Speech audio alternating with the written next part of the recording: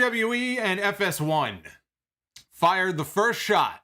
They fired the first shot in tonight's Friday Night Battle when they extended SmackDown to 2.5 hours. They gave SmackDown an extra half hour this week just to screw with AEW. That's the only reason they did it. Some people are going to tell you it's because there was a baseball game, it's because there was a this game or a that game or this show was on. They did it to fuck with AEW. We know that. Tony Khan, who has been running around all week, has been spouting off all week about this competition with WWE. He has been relishing in this, doing interview after interview after interview. It's like he thrives on this. He responded by adding a buy-in pre-show for Rampage. Now, normally you get a buy-in for a pay-per-view. That's why it's called the buy-in. Name doesn't really make a lot of sense for an episode of Rampage, but whatever. That's what they call their pre-show. So he decided we're going to add an hour-long pre-show opposite the second hour of SmackDown. Take that. It's like a game of chess as they make moves back and forth on the board. So that was Tony Khan's response. We're going to add a pre-show and we're going to put a dream match for the hardcores on there with Bryan Danielson. One-on-one against Minoru Suzuki. WWE and FS1 then announced that their extra half hour of SmackDown would air commercial-free, which doesn't happen very often. And you knew that Tony was not going to take that lying down. Once he heard that, he said, no, we can't have that. You want to air that last half hour of SmackDown commercial-free? All right. We're going to run the first match on Rampage with CM Punk against Matt Cydel, and we're going to go commercial-free on TNT when we go live at 10 p.m. So, tit for tat, back and forth, these two companies went. And it's like I always say, and I have said this on the podcast over the years, I've answered many a question about this WWE against AEW war. It's not really a war, but you know, people ask questions about WWF against WCW, and when WCW died, how horrible it was, which it was. Worst thing that ever happened to the wrestling business. But I always say competition is a good thing. And it's why I never understood, even the people who don't like AEW, you don't like the Young Bucks, you don't like Kenny Omega, you don't like all the high flying and the small guys and Orange Cassidy, whatever it is that you don't like about AEW. How can you sit there and say that AEW, you wish it would fail, you wish it would shut down, that it would just fold up and disappear because it doesn't fit your view of what pro wrestling should be? The mere fact that AEW exists is a good thing. And tonight was a great example of that because sometimes, you know, WWE, they're very reactionary, right? Because WWE doesn't have to do anything they don't want to. I mean, they've been around for decades. They make billions of dollars every year. They got their big fat TV contracts. But they're reactionary. And sometimes when WWE reacts, they react in a positive way for the fans. I enjoyed watching the main event of SmackDown without a single commercial break tonight. Things like that. But yet people still, they'll find a reason to kind of poke at it and complain and say, oh, why this is such a horrible thing. Tonight was a great example of why it is not a horrible thing. Competition is good. And we got a great view of that here tonight. In the end, the real winners are you and me. Because look at what we got on SmackDown. We got a great main event on SmackDown tonight between Becky Lynch and Sasha Banks. Now, the two of them have had great matches before. They had a great Hell in a Cell match a couple of years ago that I raved about. It's a little tough when you go into a match like that, heel against heel. That's not really an easy thing to do. But they went out there for almost 20 minutes in that main event, and I thought they killed it, and they had a very good match. The Usos and the Street Profits, I think those two teams could have a great match in their sleep. If anything, I think I'm all tapped out, I think, on the Usos and the Street Profits. But they went out there tonight, and they also had a very good match, I thought. On the AEW side, we got a classic between Bryan Danielson and Minoru Suzuki. A match that up until, like a week ago, not even a week ago, wasn't even supposed to happen. Tony Khan had to get on the phone. He had to get on the phone and call New Japan and say, hey, we need Minoru back. We need the King to come on back. I have an idea. There's a match I want to do. Suzuki's been making the rounds all over the country. He's been hitting independent shows left and right. He's made AEW appearances. He's going to be debuting for Impact Wrestling in a few weeks. The TV tapings coming out of Bound for Glory. He's going to be making his debut for Impact Wrestling. So Suzuki's all over the place, but Suzuki ain't going to be here forever. And that, I think, is what some people anyway, don't really understand. Because I saw a lot of complaints about that. Why are they giving this match away on YouTube? Why are they giving this match away with no story? What we got tonight was an attraction that we may never see again. That may be the last time we ever see Bryan Danielson one-on-one against Minoru Suzuki. First time these two have been in the ring together in 17 years. I never saw that match. I'm glad I got to see the match tonight. That match between the two of them was fucking great. It was the match of the night. It was probably maybe the match of the month. That match was everything I would hope for a Bryan Danielson-Minoru Suzuki match to be. It was such a pleasure to watch, uninterrupted, commercial-free because it's on YouTube. Just shy of 20 minutes. You couldn't get that from Suzuki on Dynamite and in his other appearances because they were TV matches. And they left a little bit to be desired. But tonight, this was the Suzuki I think that a lot of people were hoping for when, it was announced that he was going to be wrestling for AEW. Tonight was very much a New Japan-style match and a little taste, I think, of what people can expect. Not if, but when Danielson, probably next year at some point, heads over to Japan and starts working some New Japan dates against some of the talent they have over there. I thought that match was fantastic, and it was immediately followed by another excellent match to open Dynamite commercial-free between CM Punk and Matt Sydel. So a great 1-2 punch from AEW, ending the YouTube show, opening Rampage tonight. Tonight was a fun night. If you are a fan of pro wrestling, I don't see how you could come out of tonight overall, because we'll talk about each show. I did watch both. I never want to do that again. It's not easy. Especially, it's one thing to just watch as a fan. When you're watching and you're trying to take notes and pay attention as close as you can to every little thing that happens here, and you got two screens running simultaneously, it's not easy. But I don't see how you can come out of tonight thinking that tonight was not a fun night to be a wrestling fan. Even me, who can be cynical and who can find things to kind of nitpick and complain about, and I'm sure I'll do some of that tonight too. But when tonight was over, it was a fun night to be a fan. And it goes back to my point about competition. And if you can't see that, then you're fucking blind. Go see an eye doctor. Like and subscribe. I don't say it enough, but hit that like button because it does help the video out. If you're new here, because we always have new viewers, I'm going to be reading your Super Chats later. Super Chats are open, and you've probably already seen them popping up on your screen. There are some special donation amounts, some specific ones that are down below in the description for those of you who are not aware. And I just want to thank you for supporting me and what I do and making it fun to come on here and talk to you guys about wrestling. Usually every Friday night we're here talking about Rampage. I saved the SmackDown talk for the main podcast on Sunday, but tonight I said we got to talk about both shows tonight. I can't pick one show over the other. We got to talk about both shows. Tonight felt like a competition between the two sides. And what's funny is that now that I've seen both shows, and SmackDown was not a perfect show, I did think it was one of the better Rampages they've done since the show debuted back in August. But I look at SmackDown and we got two very good matches, and I look at AEW and we got two very good to excellent matches between the YouTube show and Rampage. So pretty even in that regard, but there was nothing tonight that was topping that Danielson-Suzuki match. So as much as I like Punk and Cydel, and I like Sasha and Becky, we all know what gets top honors for the night. So let's go in order here. Let's start with SmackDown. SmackDown opened with Edge coming out and sitting in the ring in a chair, cutting a promo ahead of his Hell in a Cell match at Crown Jewel, which is coming up next week, against Seth Rollins. Roman is a wank pheasant. I'm still wondering after all these years exactly what that means. So perhaps one of our UK viewers can clue me in on what a wank pheasant is.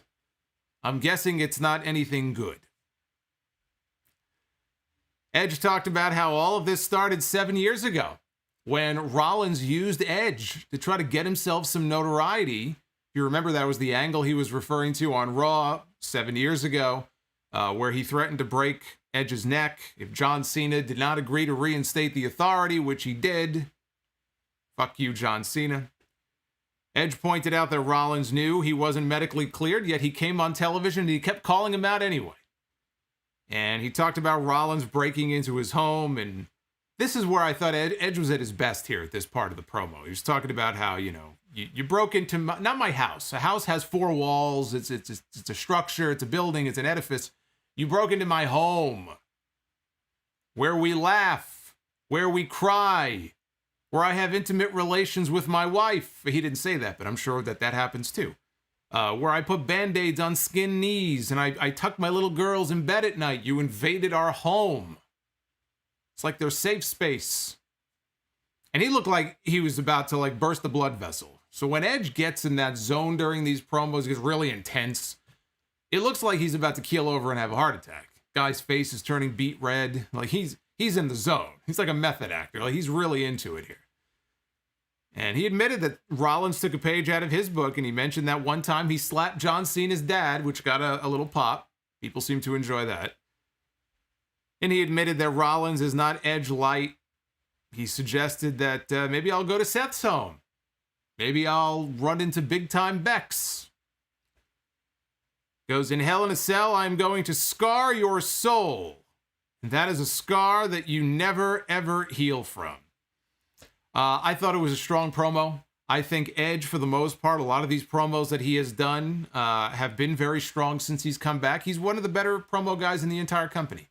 And when it comes time for him to go on TV and sell a big pay-per-view match like he did tonight, there are a few people better than Edge. And I thought he did a very good job here. So I think if you were not into this feud going into it, it didn't change your mind. But if this is the big blow-off, which it should be, right? This should be the big finale to this feud in Hell in a Cell. This was about as good of a promo, I think, as you could ask for. Finn Balor, one-on-one against Sami Zayn, semifinal match in the King of the Ring tournament. Good stuff from these two. We got some mat wrestling early. Sami got deposited outside the ring. Here comes Balor, big jumping flip dive out over the top rope. Onto Sami as they headed into the commercial break. They come back from break. Balor hits a Pele kick. Zayn has Balor hung up on the top rope. He climbs up. Balor recovers. He tries for a superplex. Zayn, though, knocks him off, and Sami went for a crossbody. On his way down, though, Balor caught him with a drop kick in midair. Zayn came back with a Blue Thunder Bomb for another near fall. Sami hit an exploder suplex in the corner. He went for the haluva kick. Balor dodged it, and Zayn rolled up Balor with his feet on the ropes. The referee, though, Jessica Carr, at 2.5, she stops her count. She sees the feet on the ropes. We're not going to have any of that. Michael Cole made a crack here about bad umpires in baseball after last night's embarrassing finish to the Dodgers and Giants. I have to say, these are some horrific umpires working for Major League Baseball. I'm not just talking Angel Hernandez either, although he's one of them. Terrible fucking officiating in Major League Baseball. Umping, what's the word you would use? Umping? That sounds sexual. I don't want to be umped by anybody. Well, not anybody, but the umpires in baseball, they're pretty bad. So Balor recovered. He hit a shotgun drop kick in the corner. He goes up top, and he comes off the top for the coup de grace. Zayn rolls out of the way. And again, he rolls up Balor for a very close near fall. Balor comes back with a sling blade. 2 shotgun drop kicks. 1 in one corner. Sami staggers into the other corner, hits another drop kick. Down he goes. Up top goes Balor, and he comes off with a double stomp, and this time he gets the win. So I thought it was a good match between these two. There was no way that Sami was flying to Saudi Arabia. He has yet to appear on any of the Saudi shows they have done. In interviews in the past, he's talked about how it appears as if he might be banned from going. when I've heard him talk about this before, I haven't heard him say, I am absolutely under no circumstances going to go if they ask me. It sounds like, I guess maybe because of the Syrian heritage, that he wouldn't be welcome there. Maybe they feel like it wouldn't be safe for him to be there. Whatever the reason, we know he's not going. So there was really no drama in what the outcome of this match was going to be. You knew who was going to win this match. And Balor advances to the finals. He's going to meet the winner of the Jinder Mahal match against Xavier Woods on Raw Monday night, which I'm assuming is going to be Jinder Mahal going to the finals to meet Finn Balor. They aired a great video package. Got to give some love to this video they showed, recapping the whole Roman Reigns, Brock Lesnar, Paul Heyman storyline. It was focused primarily on Heyman's allegiance to Roman and the bloodline. I dug this. I dig the storyline. Yeah, that's why I was excited when Brock came back. I know some people looked and said, Brock. But first of all, he was gone for a year and a half. So he took some time off. He came back with a new look. So it's fresh enough for me to not be bothered by that. But I always thought that when he came back, doing a storyline around Lesnar and Reigns, focused on where Heyman's allegiance lies, would be the most interesting thing they could do, involving Lesnar and Roman, because we've seen it so many times before. And Paul Heyman has done unbelievable character work on TV over the last couple of months, from his facial expressions to his promos to the way he cries on command when Roman bullies him. Brock's he comes out there looking the happiest he's ever been. Every week we see Brock when he's actually on TV. He's smiling, he's laughing. Tonight was no different. He's kicking his feet up on the table. He's putting the screws to Paul Heyman. He's trying to plant doubt in the mind of Roman Reigns that Paul Heyman, is he really with him or not? So I like the storyline, and I got to give a lot of credit to Heyman because he's been doing an incredible job, and it almost makes me sad because there really are no other... Yeah, I know he doesn't like calling himself a manager, but I mean, that's what he is. There's really no other manager. There's no other spokesman, whatever words you want to use, like him in wrestling. There really isn't. He's from like a bygone era. And it's almost sad that there really is nobody that even comes close. How he just outshines everybody. So when he's gone, we're not going to get this level of, of manager, maybe ever again in wrestling. He's from the old school. He's going back to the Dangerous Alliance days, right, in the NWA. So Heyman is great in this role. We had Naomi finally getting the match that she has wanted against Sonya Deville. Sonya Deville has not wrestled since SummerSlam last year when she lost to Mandy Rose. And she honored the stipulation, right? It was like a loser leaves town match. Well, I think it was like a loser leaves WWE. Of course, we knew she wasn't going to leave WWE, but she has not wrestled in over a year. And she came out here and she was wearing her suit. She was not dressed for combat. She had her suit and her tie on, and she said, no, don't worry. Don't worry. The match tonight is going to be you against me, but it's you against me and Shayna Baszler. And so out came Shayna Baszler, who is the newest addition to the SmackDown roster, although she does not officially start on SmackDown until next week. All those roster changes do not go into it, because I'm still getting some questions about it. All those roster changes do not go into effect until next week. Now, I don't know what they've been doing. They had the Usos on Raw Monday night. The Usos are not going to Monday Night Raw. So it's not as if, oh, well, we'll put the Usos on TV this week because they're going to be on the show next week anyway. No, they just showed up on Monday. So it's like we're in this lame duck period now where nothing matters and people can just show up wherever they want. That's all I was thinking when I saw the Usos on Raw Monday night. I go, what the fuck are they doing on Raw? Like, you wait until I talk about that Raw show from Monday. As happy overall as I am tonight with all the wrestling and all the shows that we saw, I was fit to be tied on Monday night. That was a fucking horrendous show.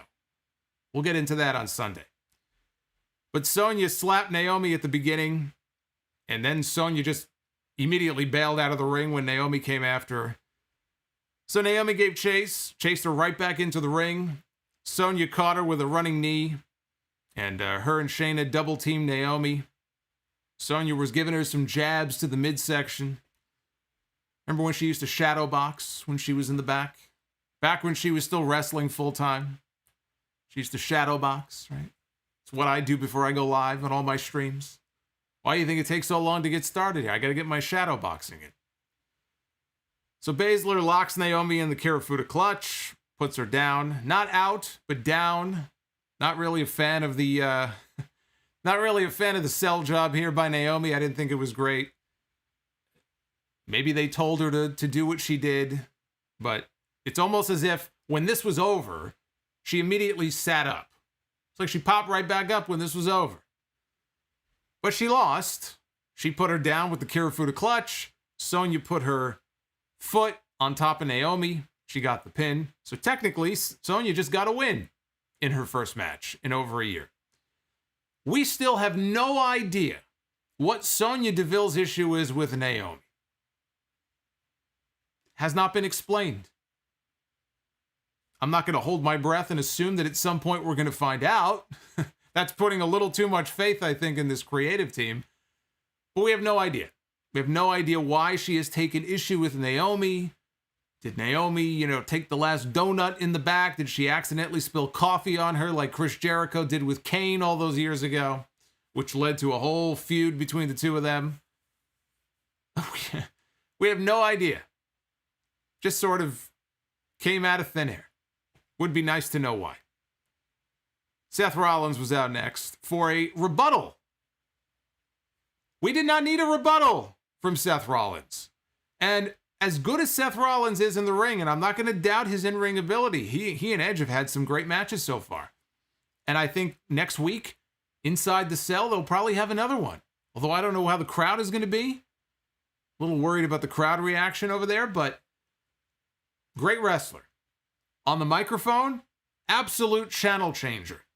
Channel changing heat is what Seth Rollins has with me. Or in this case, because I was watching both shows, the mute button. Because I think the pre-show, the AEW pre-show, I think was starting when he got in the ring. I said, yeah, I can't mute it because I have to listen to what he's saying, but I put it on real low. And even with the volume on low, I could hear the crowd chanting Harley Quinn. He was wearing this ridiculous jacket. That's his gimmick now.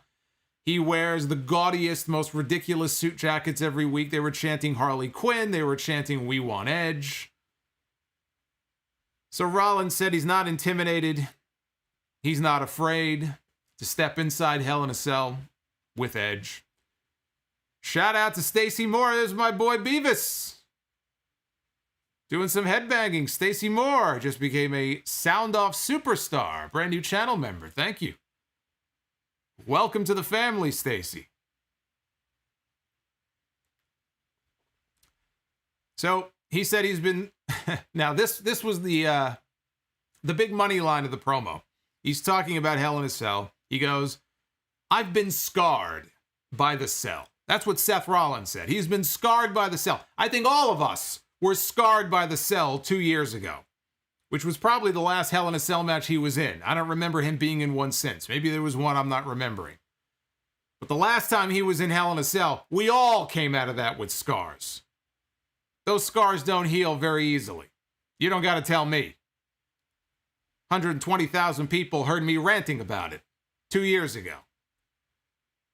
Anyway, this was completely pointless. We did not need a rebuttal from Seth Rollins. The Edge promo on its own would have been fine. Like I said, Rollins on the mic is just awful. Awful. I cannot stand it. Carmella against Zelina. Heel against heel. Carmella against Zelina Vega in the semifinals of the Queen's Crown tournament or embarrassment. Call it whatever you want. I call it the Queen's Crown disgrace. You could call it a disgrace. You can call it an embarrassment. You can call it a waste of time. All of those words apply. No lies in any of that. Zelina had a backstage segment right before this with Carmella. Marcus the Entertainer just became a channel member. Thank you, Marcus. And they're very happy that Toni Storm was eliminated in the first round and Liv Morgan was eliminated in the first round. It's almost like they conspired together. So the baby faces were bounced out of the first round, right? So now it's heel against heel. And Zelina tells Carmella, you got nothing to worry about. You don't have to wear your mask tonight. You don't got to worry about me. I'm not going to hit you in the face. Carmella said, that's great. We're going to have a nice, clean match. So they go out there and, like I said, heel against heel. So you can imagine how jazzed up the crowd was for this one. Before the match, Carmella looks over at the ladies on the outside, the ladies that have been helping put that stupid glitter mask on her face over the last few weeks. She looks over at her employees, her worker bees, and she says, there's no need for the mask tonight. You can take your leave. You can go away. So they wrestle for a little bit, and Carmella kicks Vega in the face, and she apologizes for it. I didn't mean to do it. I'm sorry. And Zelina is very angry because they agreed. No hitting in the face. Nice, clean match. So she gives her a Thez press. Carmella rolls out to go get her mask.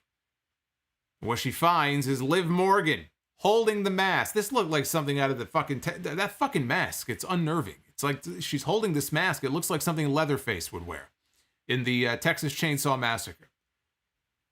So I was kind of hoping that Leatherface would come out and just fucking put an end to all this. So she kind of like went at Carmella there and scared her, and Carmella rolled back into the ring. And when she got back inside, we got the WWE specialty, which was the old roll-up finish. Small package by Zelina Vega gets the 3. So we got another sub 3-minute match in this tournament. This went I forgot the exact time. It was 2 minutes and change that this match went. And it really wasn't even a match, honestly. It was more of an angle than a match. And it was an angle to continue the feud with Liv Morgan and Carmella, which is completely unnecessary. This should have ended at Extreme Rules. There was no need for this to continue on. Outside of that and their match, I guess, on the Queen's Crown, that should have been it. But they're continuing this feud between these two women. Why? Why does this need to continue? Because they have no better ideas. Meanwhile, Zelina Vega moves on to the finals at Crown Jewel against either Doudrop or Shayna Baszler. They're going to have their semifinal match on Raw Monday night. Look, I'll just say this. Good for Zelina. She got fucked over at Madison Square Garden last month, right? That was a really shitty thing they did to her. I didn't even blame the company for it at the time because it was time constraints, television, things happen. It was still shitty what happened to her when she got left off that show. And she was there and she was wearing, special gear. They used her all week to promote this big show back in New York on the 20th anniversary of 9/11. She lost her father in the 9/11 attacks, and then boom, she loses her segment on the show and she gets left in the dust, right? That was a pretty crappy thing. And really, ever since she's come back to the company, she has been treated like a second-class citizen. Only recently did she even win her first match. So good for her that she has now won 2 matches in this tournament, and she's going all the way to the finals. I'm happy for her. I'm happy for her, but it was not the right move to make in the tournament. One of many missteps that this company has made with this first ever Queen's Crown tournament. You only get one shot at a first time ever. And the way that they have just completely botched this entire thing, it has been a complete disgrace. Everybody involved, every single person involved in putting this tournament together should feel shame. Shame. They should walk around with bags on their heads because they have done a horrendous job. This tournament has been a colossal failure. Now, in the end, I have to assume Shayna Baszler is going to get the win. So maybe when it's all over, it'll actually serve some kind of purpose, although part of me now worries what that's going to look like. We see what they've done with King of the Ring before. You walk around with the crown for a fucking year like a fucking goof. We got 2 years of King Corbin. Remember Sheamus when he won King of the Ring a bunch of years ago, walking around with fucking antlers on his head? Like the fucking barbarian? What the hell is it going to look like if Shayna Baszler wins Queen of the Ring? Is she going to walk around with a robe and a scepter all year? Because that's not the kind of gimmick for Shayna Baszler. So I'm not even sure what's going to happen even if she wins. I'm not even sure if it's going to be good for her or not. In a normal world, I would say, what a great thing to do. She wins the Queen's Crown. That could set her up maybe for a championship match on SmackDown now that SmackDown's going to be her new home. I don't want to say anything until I see how this is all going to shake out. But I have to assume this is all leading to Shayna Baszler getting the win in Saudi Arabia next week. We'll see. She's going to wrestle Doudrop on Monday. But even if Shayna wins, it doesn't even matter. This tournament has been completely fucked from the very first match. And then, of course, you get into the whole thing of, look how much time they're giving to these women in this tournament. How is any match in this tournament supposed to feel special when not a single one of them have gone, I don't believe a single one of them have gone beyond 3 minutes. I think the Doudrop match on Monday came the closest, like 2 minutes and 59 seconds or something. They gave more time to the Jinder Mahal match on Monday night than they did to the entire first round of this tournament. They are only out there because they feel like we're doing King of the Ring. We have to do one for the women. It's almost like they got dragged kicking and screaming. Well, we're doing one for them, and we do a Royal Rumble for the men. We do one for the women. We got to do the same thing with the Crown. Let's just do it and get it over with. So we'll give them 90 seconds. We'll give them 60 seconds. We'll give them 2.5 minutes. How does anybody get over in a 2-minute match? How is any of this supposed to mean anything? It is a waste of my time. It is a waste of your time. And it's a slap in the face to every single woman who is even in the tournament. Because I'm sure coming into this, they thought, oh, this is pretty cool. We have our own tournament. Maybe we'll go out there and we'll get to work some new people we haven't worked with before, and we'll, have some good matches. They were never even given a shot. They were never even given a chance. It's just a way to fill TV time. That's it. That's all it is. And tonight was no different. We got a Happy Talk segment with Happy Corbin and Madcap Moss. Oh, joy. He introduced Madcap as his guest. He's the funniest person he knows. And Moss's gimmick is that he tells some terrible, corny jokes, and Corbin laughs at his shitty jokes. They were cracking jokes on Kevin Owens and mocking him, and all of a sudden they were interrupted by Rick Boogs, who comes out and says he doesn't want to hear any jokes. He introduces Shinsuke Nakamura, the Intercontinental Champion, who post-draft here should be setting up soon for a program with Sheamus. I think Sheamus and Nakamura for the IC title is what we're probably looking at. Maybe not right away, but probably in these next few months, I would think. They come out, they go by the ringside area, they're rocking out with Pat McAfee, who's of course marking out for them as he does every single week. That was it. That was the entirety of the segment. Was this really necessary? Did we need fucking Happy Talk? Look at that. There it is right there. That was my reaction to that segment. Disappointed Solomonster. Exasperated Solomonster. This is my exact reaction. The fuck was the point of this? This is what I mean. I look at some of these shows, right? And tonight was an expanded show. 2.5 hours. They had an extra half hour for tonight's show. And they had a Queen's Crown semifinal match on this show. Now, granted, it was heel against heel. I don't think that anybody cared about that match. Why would they? But you mean to tell me that it was so important to get Happy Corbin and Madcap Moss on this show for a completely useless segment that you couldn't give a few extra minutes to a semifinal round match in this tournament? You could have shaved this entire segment off and given the women another 3, 4, 5 minutes. It doesn't have to be a fucking 15-minute Matt Classic. This is the kind of stuff I'm talking about. That right there tells you what they think of the majority of the women's division outside of a handful of names, outside of the top 2 or 3. They don't give a fuck. They don't give a shit. They don't care. Nobody else matters. Becky Lynch, Charlotte Flair, Sasha, boom, that's about it. Bianca, at least. Bianca is at least getting some FaceTime with the main eventers. Nobody else matters. We don't need to see Happy Corbin. I miss broke and homeless Baron Corbin. That is the one time I was actually entertained by Baron Corbin. When he was penniless, when he had no money, when he was sleeping under a bridge, his wife kicked him out. His car was being repossessed. He was in debt. The loan sharks were coming after him to break his kneecaps. He had spaghetti stains on his shirt. He hadn't shaved in about 6 weeks. Why can't we get that Baron Corbin back? He was actually entertaining in that role. I'm hoping he goes bankrupt very soon. Maybe he'll answer an email from one of these, princes over there in Zimbabwe or something, and he'll fall for it, and he'll give him all of his money. And we'll find out that he, once again, is broke. And he'll be sleeping under the ring at the arenas. Let's get that Baron Corbin back. Yes, broke, thank you, broke ass, right, I forgot about that. That's what Pat McAfee used to call him, right? Broke ass Baron Corbin. Let's get broke ass Baron Corbin back. Street Profits came out.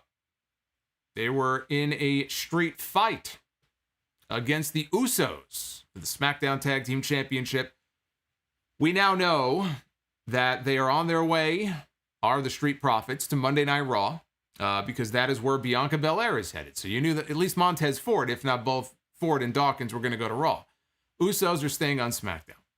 So this may actually be the last time that we see this match. Let us hope. Because as good as the matches are between these two teams, I don't need to see another one. Not for a while. But they had one last battle here. And I think, as I said at the beginning of the stream, I think it's impossible for these two teams to go out there and have a bad match. They went out there, they had a very good match. And it was predictable because the Street Profits are on Raw. You knew they weren't going to leave with the SmackDown Tag Team titles. It's the same issue that I have with Big E and Drew McIntyre at Crown Jewel. Does anybody honestly believe that Drew McIntyre has a snowball chance in hell of walking out with the WWE Championship? No. But it's a match for Big E. I guess it'll be a win for him to give him some credibility, beating a former champion. But there's no drama because nobody believes that the championship is actually going to change hands because they did the fucking draft already. And that's another reason why it is so dumb to have the draft this time of year. We've talked about this with Survivor Series. Now we're going to go into the Battle of the Brands next month, the battle for brand supremacy. Most people have now switched brands. So we're supposed to believe that they're devoted, loyal followers of the red or blue when they've only been there for a handful of weeks. Do the draft almost any other time of year. This is the worst time of year to do a draft. Not that they didn't need one. Not that these shows and these rosters didn't need to be refreshed. But I would like to see them change the time of year that they do this. And then we talked about this idea on the podcast last weekend. You have that period, maybe between the Rumble and WrestleMania, night after WrestleMania, almost like a trade deadline. You could have trades, each brand is allowed, maybe 3. You can have some fun with it. I know that's asking too much. They don't put that much forethought into this stuff. Not like you and me.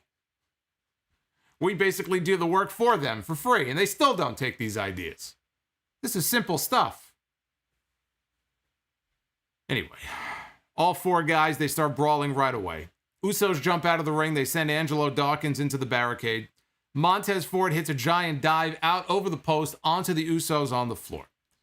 And he yells for, actually it was Dawkins, who yelled for Montez Ford to get the tables. So he did. So they brought a table out from under the ring. The Usos, though, hit stereo suicide dives onto the challengers. So they go to a break. They come back. Jey Uso pulls out kendo sticks. And both Usos are beating down Angelo Dawkins with the kendo sticks. Vicious. Repeated kendo stick shots. If it's a WWE street fight, you know you're going to get kendo sticks. We talk about this all the time. They love their kendo sticks because of the noise that it makes and because of the welts. It's a great visual. But we get a lot of kendo sticks. So we got them here. Montez Ford hit a flying crossbody onto both Usos. Drop kicked the chair into Jimmy's head for a near fall. Jey jumped in, hit a pop-up Samoan drop for a near fall of his own. Profits, they took over again. Beat down Jey with a kendo stick. They tried for their Doomsday Device-like finish. Jimmy made the save. Both Usos, though, rocked Montez Ford. Double super kick. Double super kick to Dawkins for a near fall. They went for the double Uso splash. Ford pulled Jay off the top.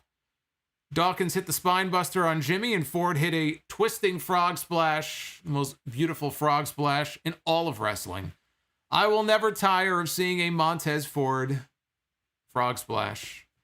The height that he gets on that, very impressive, even though I've seen it a whole bunch of times. Jay puts Ford through a table at ringside. Usos recover, double super kick to Dawkins. Stereo splashes, 1, 2, 3. And the Usos retain the tag team titles. They will take their titles back to SmackDown, which they never left in the first place. Not really a surprise. But another good meeting between these two teams. And then for the second time tonight, twice, 2 times in one night, we get heel versus heel with the women. First, it was Carmella and Zelina Vega. Here it was Sasha Banks. 1-on-1 against Becky Lynch. Non-title and commercial free. Take that, Tony. Take that, TK. Supposedly the most well-liked, or was it the most beloved billionaire in the world. Did you see that? I'm going to talk about that on the show Sunday, too.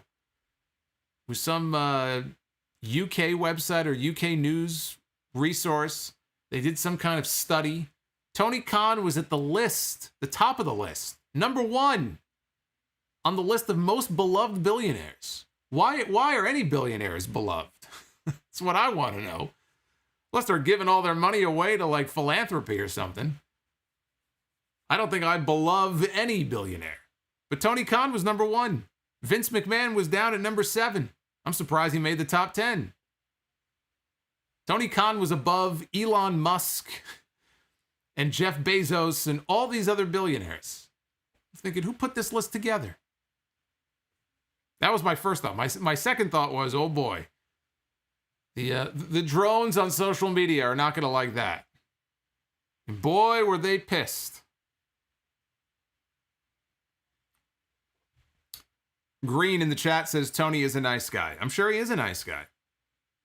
I'm sure he is, but I don't know that there's any billionaire that I would say that I love to that degree. Unless he's giving me some of those billions, I can't think of a billionaire who I would say I beloved, or whatever the word was that they used. So we had Sasha and Becky, and I was looking forward to this. Was it Forbes? Okay, Adam says it was Forbes. I was looking forward to this match. As I said, these two have had great chemistry before. Going back to the match they had on one of the NXT takeovers many years ago, probably about 5 years ago now, 5 or 6 years ago, they had a singles match, a takeover. I forget which takeover it was. And then they had their Hell in a Cell match a couple of years ago, which was the only redeeming thing about that entire pay-per-view. I cannot shit on that entire pay-per-view, specifically because of the match that opened the show with Becky and Sasha that year. That was in 2019. So I knew, even though it was heel against heel and it was non-title, and yeah, I knew it was the TV match to kind of preview what was coming in the triple threat at Crown Jewel, so maybe they're going to hold back a little bit. They went out there and they had what I thought was a great match. They went back and forth at the beginning, trying to lock on their finishing holds. Sasha hit the double knees in the corner. Becky fought back, caught Sasha with a leg drop to gain the upper hand.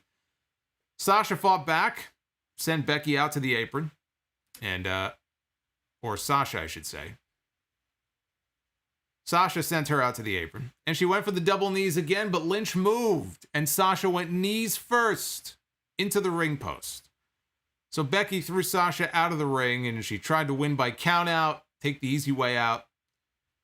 Banks made it back inside, and Becky slowed things down for a little bit with a chin lock. Sasha broke free, hit the Eddie Guerrero, Three Amigos. Banks ended up on the apron, and Becky threw her into the ring post, caught her arm, Sasha's arm in the turnbuckle. Becky followed up with a leg drop off the middle rope onto Sasha, who was draped over the middle rope.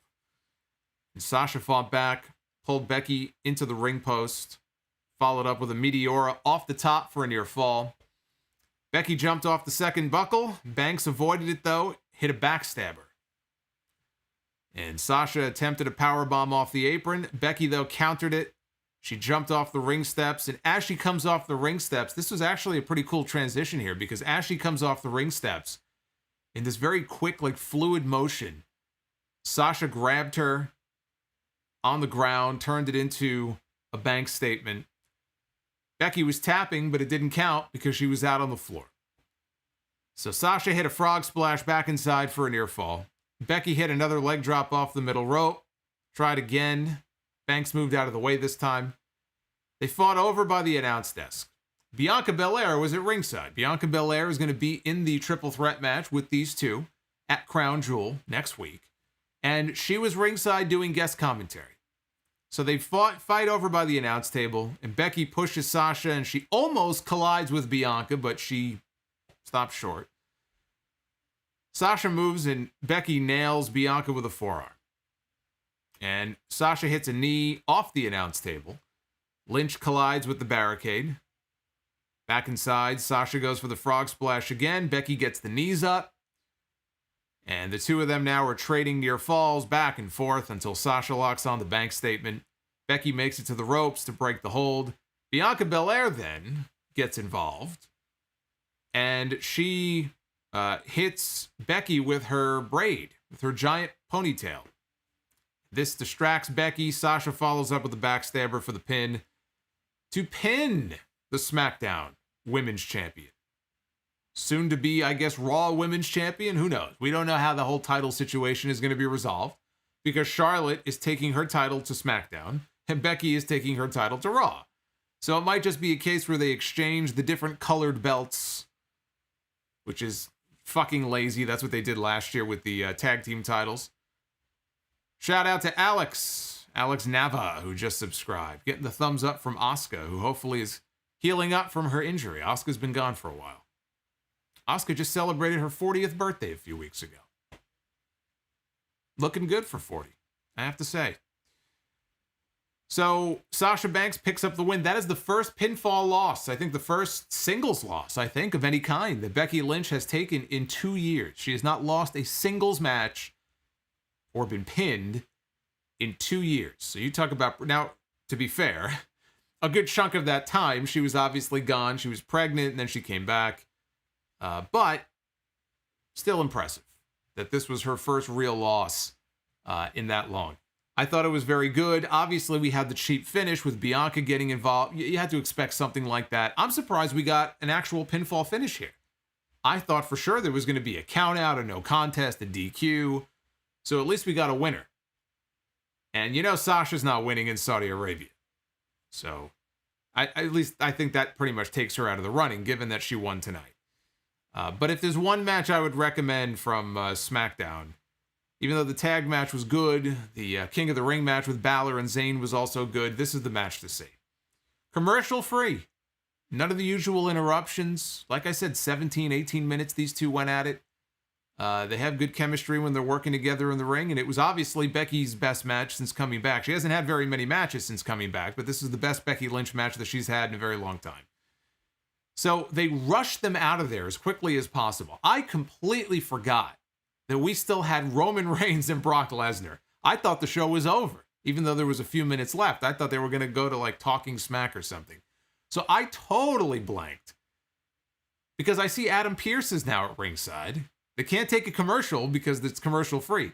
So Adam Pearce is in the ring. He's directing traffic with the ring crew to set up a table in the ring. It's almost like chop, chop, let's go. We don't have time here.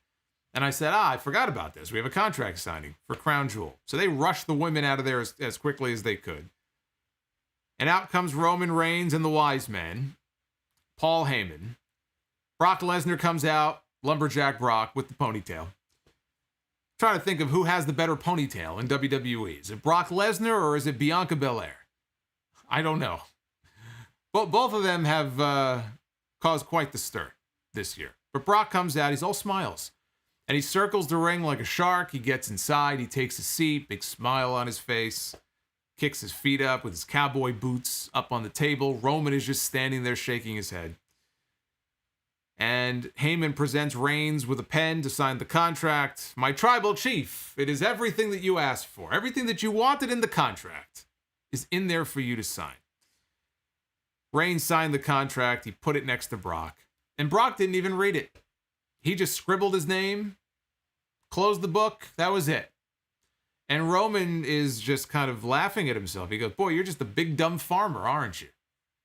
You don't even read what you just signed. And Brock picks up the microphone. He says, Roman, I already read the contract. I read the contract this morning with my advocate, Paul Heyman. And again, the look on Heyman's face, he could tell a great story just by the way he uses his eyes. It's like, it's again, it's a talent. Like William Regal is another person I think of when I think of someone using their facial expressions without saying a word to tell a story. He's another one who's great at that. And he's another veteran, right? Who's been around forever. So he knows how to tell a story. The look on Heyman's face was priceless. Obviously, Roman was giving him the side eye and didn't seem very happy to hear that. And Lesnar got up and he left. And I just said, boy, what a hard day of work for Brock Lesnar. The guy shows up. He sits down. He kicks his feet up on the table. He signs the contract. He says a few words. He gets up and he leaves. Not bad work if you can get it. He did nothing. I mean, I enjoy seeing Brock. It's kind of interesting to see him not just standing out there bouncing up and down behind Paul Heyman, but he did nothing. There was no physicality. There was no face-to-face. It is Brock, so probably better to not be cutting a long-winded promo, right? We don't need Brock Lesnar in the ring like Edge, sitting in a chair doing a promo. But yeah, he just got up and he walked out. And that was it. Not much to the segment. I mean, they got to the main point. They had to sign the contract. They signed the contract. Brock is trying to stir things up between Heyman and Roman. He accomplished that. So I'm enjoying the story. Not much of a segment. That is how SmackDown went off the air. This will not be the only match between Brock Lesnar and Roman Reigns. This is not going to be over at Crown Jewel.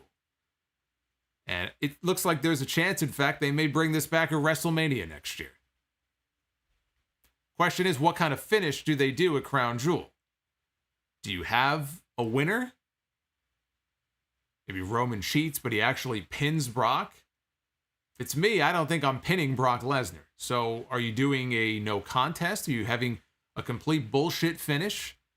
Interference? The Usos get involved? There's no stipulation that indicates no disqualification, right? That's the Goldberg match. So we'll do predictions on the podcast on Sunday for Crown Jewel.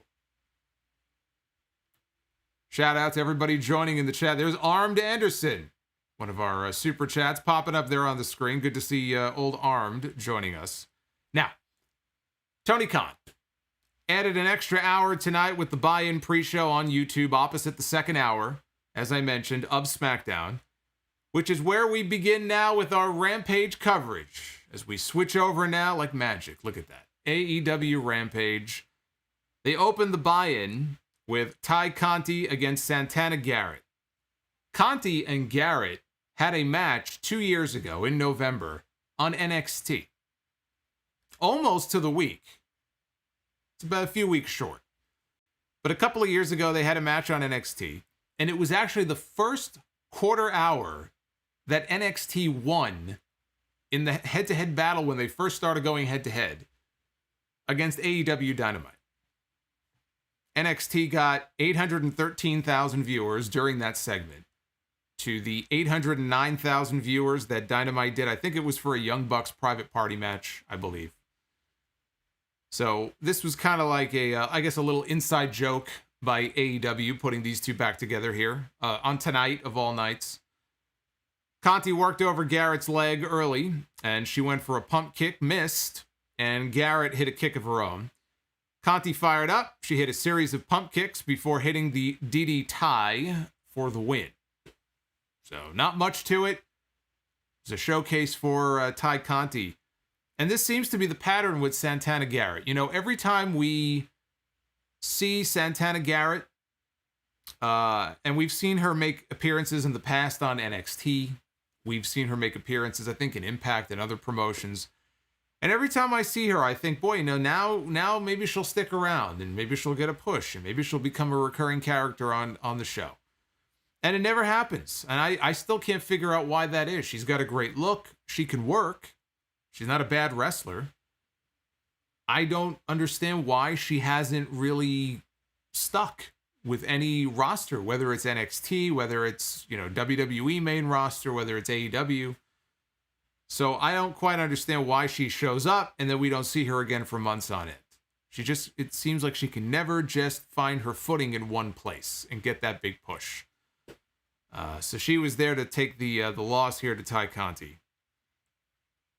Bobby Fish, one-on-one against Lee Moriarty. And yes, Loop Cannon in the chat is wondering if Bobby Fish is signed. And the answer is yes. Bobby Fish indeed is signed. He is now All Elite. In fact, Bobby Fish was signed before he even wrestled Sammy Guevara for the TNT title. I guess it would have been a couple of weeks ago. They just didn't want it to get out.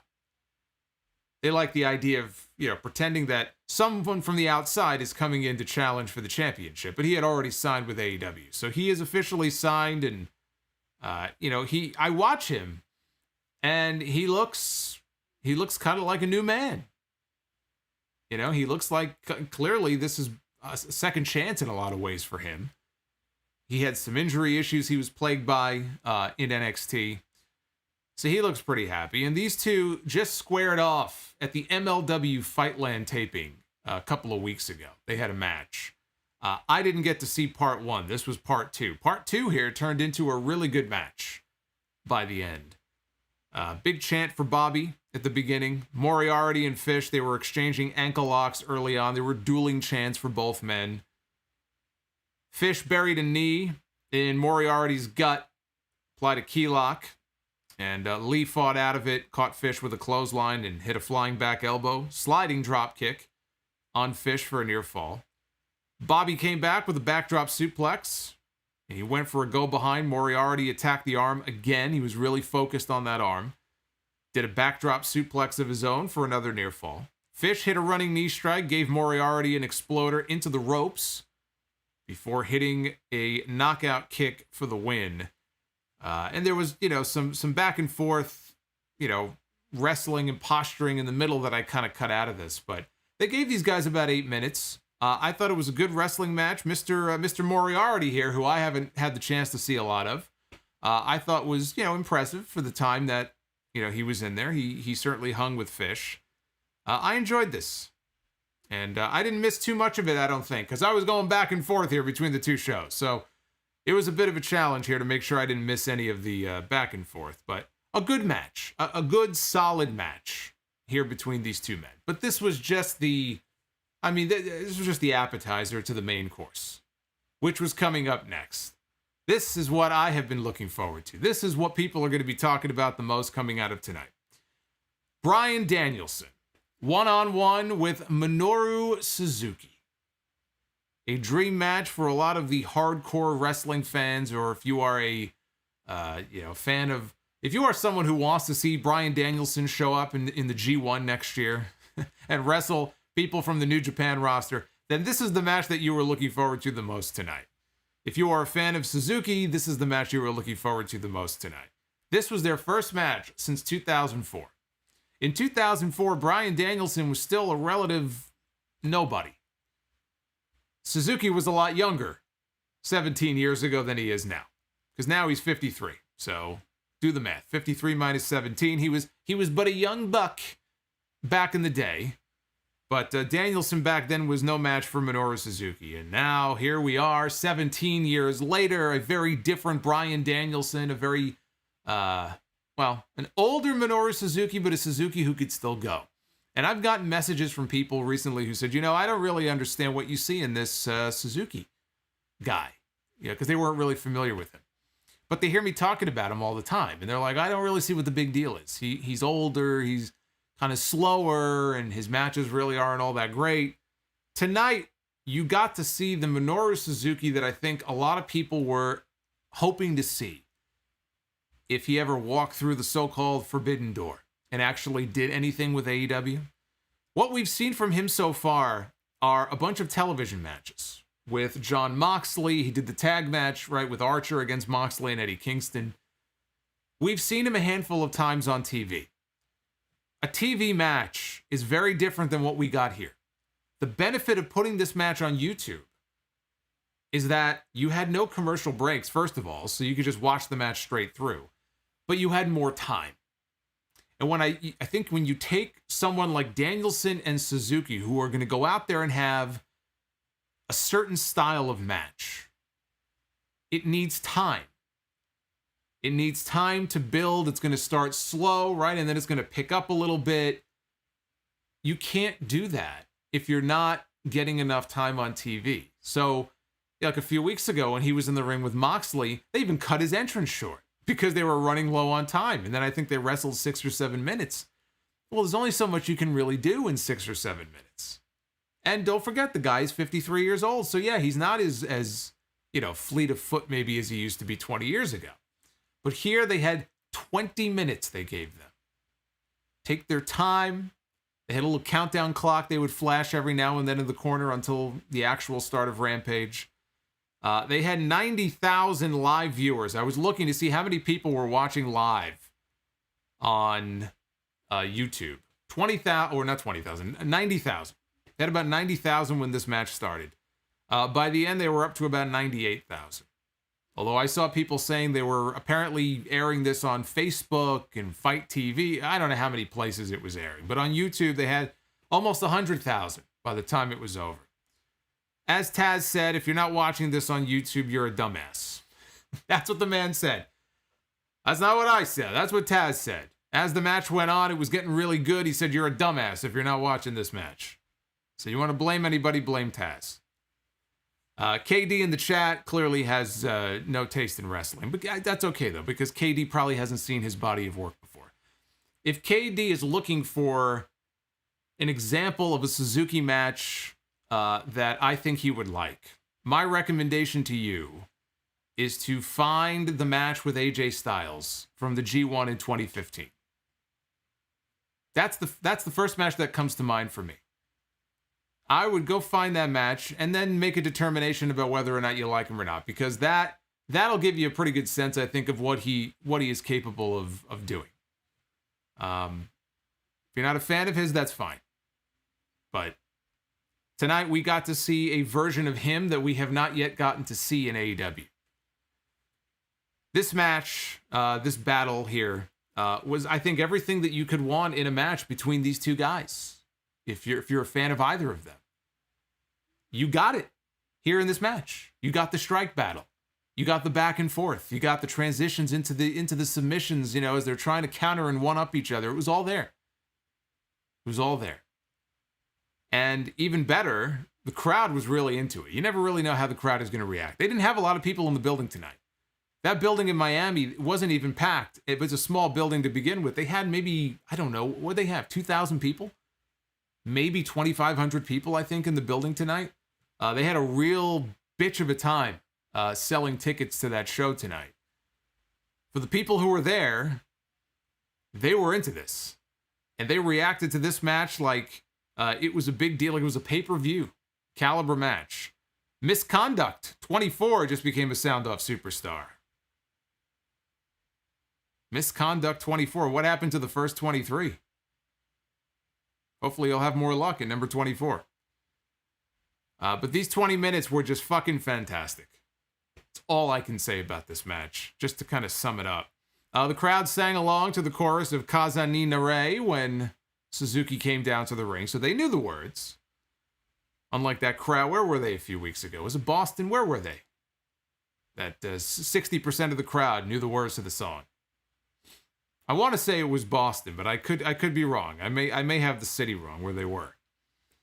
Loud chants of holy shit once both of them were in the ring, getting ready to start the match. Chants of this is wrestling. Danielson worked on an arm lock on Suzuki. He quickly transitioned into an abdominal stretch. Danielson countered, went for a knee bar. Suzuki got to the ropes. Danielson got an ankle pick. Went for the dragon screw. Suzuki dropped down, and Danielson gave him a hard kick, and Suzuki was unimpressed. he was not impressed in the least by this kick by Mr. Danielson here. So Danielson clobbered him with a forearm, sent Suzuki stumbling back into the ropes, and Suzuki came back with a hard chop. Taunted Danielson. So Bryan unloaded on him with a roundhouse kick. Suzuki responded with another chop. And he came back with another front kick. And finally, right, they're going back and forth, kick and chop and kick and chop. And finally, Suzuki just fucking destroys him with a forearm. They zoom in on Bryan, who's face down on the mat. It looks like he's basically dead to rights. He's practically unconscious after this forearm. It got chants of holy shit. Not often that a forearm gets chants of holy shit, but this one did. So Danielson gets up and he nails Suzuki with a series of kicks, starts raining down elbows and forearms on him. And Suzuki catches Danielson in the ropes with the Jujigatame. Bends Danielson's arm at angles that the human arm, is not meant to be bent at. And locks on a hammerlock. Bryan got the rope break. Danielson escaped to the floor. Suzuki followed him. Followed him right outside the ring. And Danielson hit a running knee strike off the ring apron to the floor. Tossed Suzuki back inside. He grabs Suzuki by the arms. He starts stomping his head. Right? We've seen him do this. He did this to Kenny Omega in their match. And he did it to Kofi Kingston. Remember when Kofi Kingston came back and did the same thing to him in their match at WrestleMania? That was right before Kingston won the WWE title. So he's stomping on Suzuki's head, and he locks on the cattle mutilation. This is the move that he used to beat Nick Jackson on TV a few weeks ago. Suzuki was able to shift his body weight, though, in such a way to avoid maximum pressure of the hold. Danielson backed him into the corner. He hit chops and kicks and hit a running drop kick. Suzuki got Danielson down. He hit him with that running kick off the ropes. But Danielson powers back up into a seated position, and the fans are into it. Suzuki hits the ropes again, comes off, hits the kick. Danielson falls backwards. He raises right back up, and now the crowd is feeding into it even more. Third time he goes for the kick, and that one keeps Danielson down. Danielson was not getting up from that one, but he did kick out at 2. So now Suzuki, he's just here to have fun. And he allows Danielson to recover. He goes, come on, get up. Come on over here, get up. And they get into a battle of the forearm strikes. And Suzuki locks on a Fujiwara armbar. Danielson gets to the ropes. Suzuki was briefly distracted by Bryce Remsburg. And he's in the corner with Remsburg, is Suzuki. And he's fixing the referee's shirt. He's making sure the shirt is not creased and everything is looking good. He turns around to go back over to Danielson. And when he kneels down to grab him, Danielson takes him down. In position for the label lock. Suzuki, though, gets his feet on the ropes. So now the two of them, they go back to the forearm exchange. And Suzuki puts his hands behind his back. He's going to give Danielson a free shot. Go ahead, hit me. Hit me. Danielson was more than happy to oblige. And after he rocked Suzuki with a nasty forearm, Suzuki responded as you would expect. And both guys went back to hitting each other with forearms.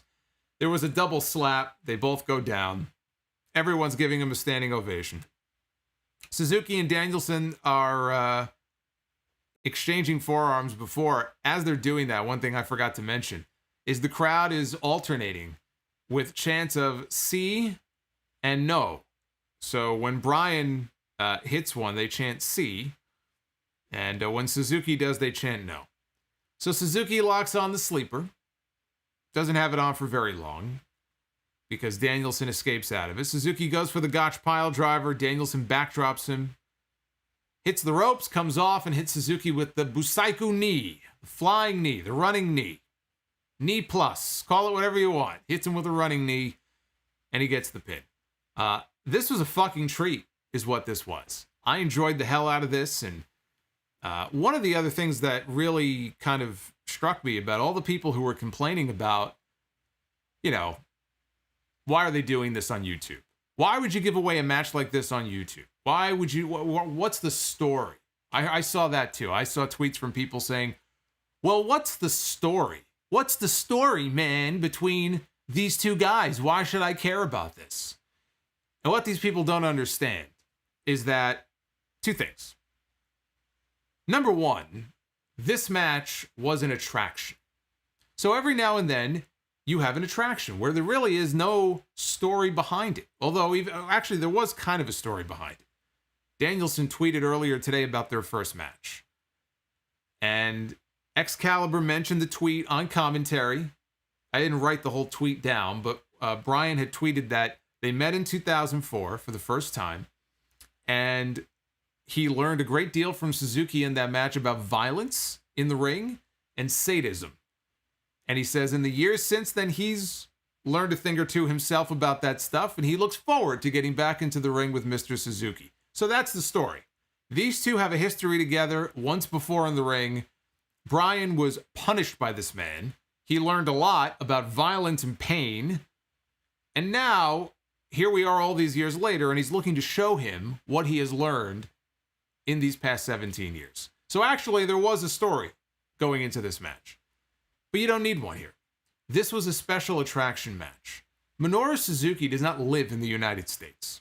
Minoru Suzuki, as much as he's been popping up at every show imaginable, and now he's going to be popping up for Impact, I don't know exactly when he's going back, but he's going back to Japan very soon. He's not going to be here for an extended period of time.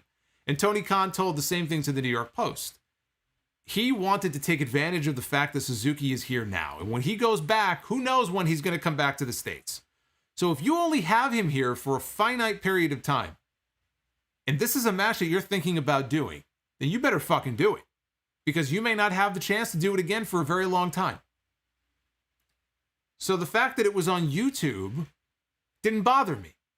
Because this was not going to be a pay-per-view match. Brian is probably going to be in the Eliminator tournament. We saw the leaked card for the pay-per-view. I mean, we're going to get the brackets next week. We're going to find out who's in that world title eliminator. But it looks like, I mean, spoiler if you don't want to know.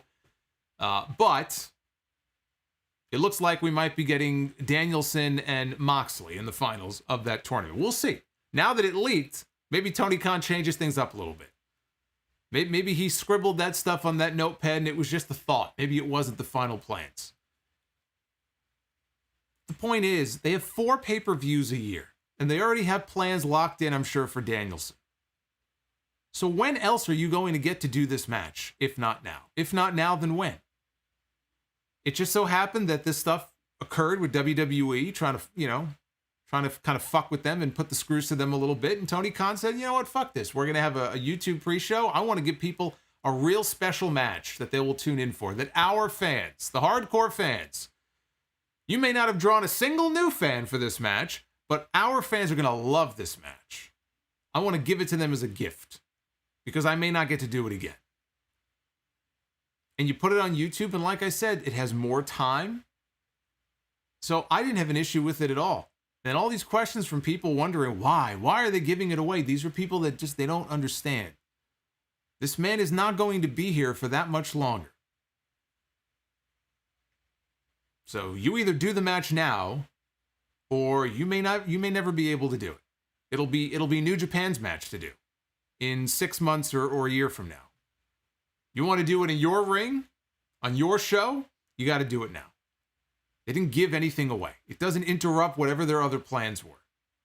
Brian is going to go on. He's going to be probably in the tournament. He's going to wrestle at some point for the championship. But for tonight, they gave the fans a special treat.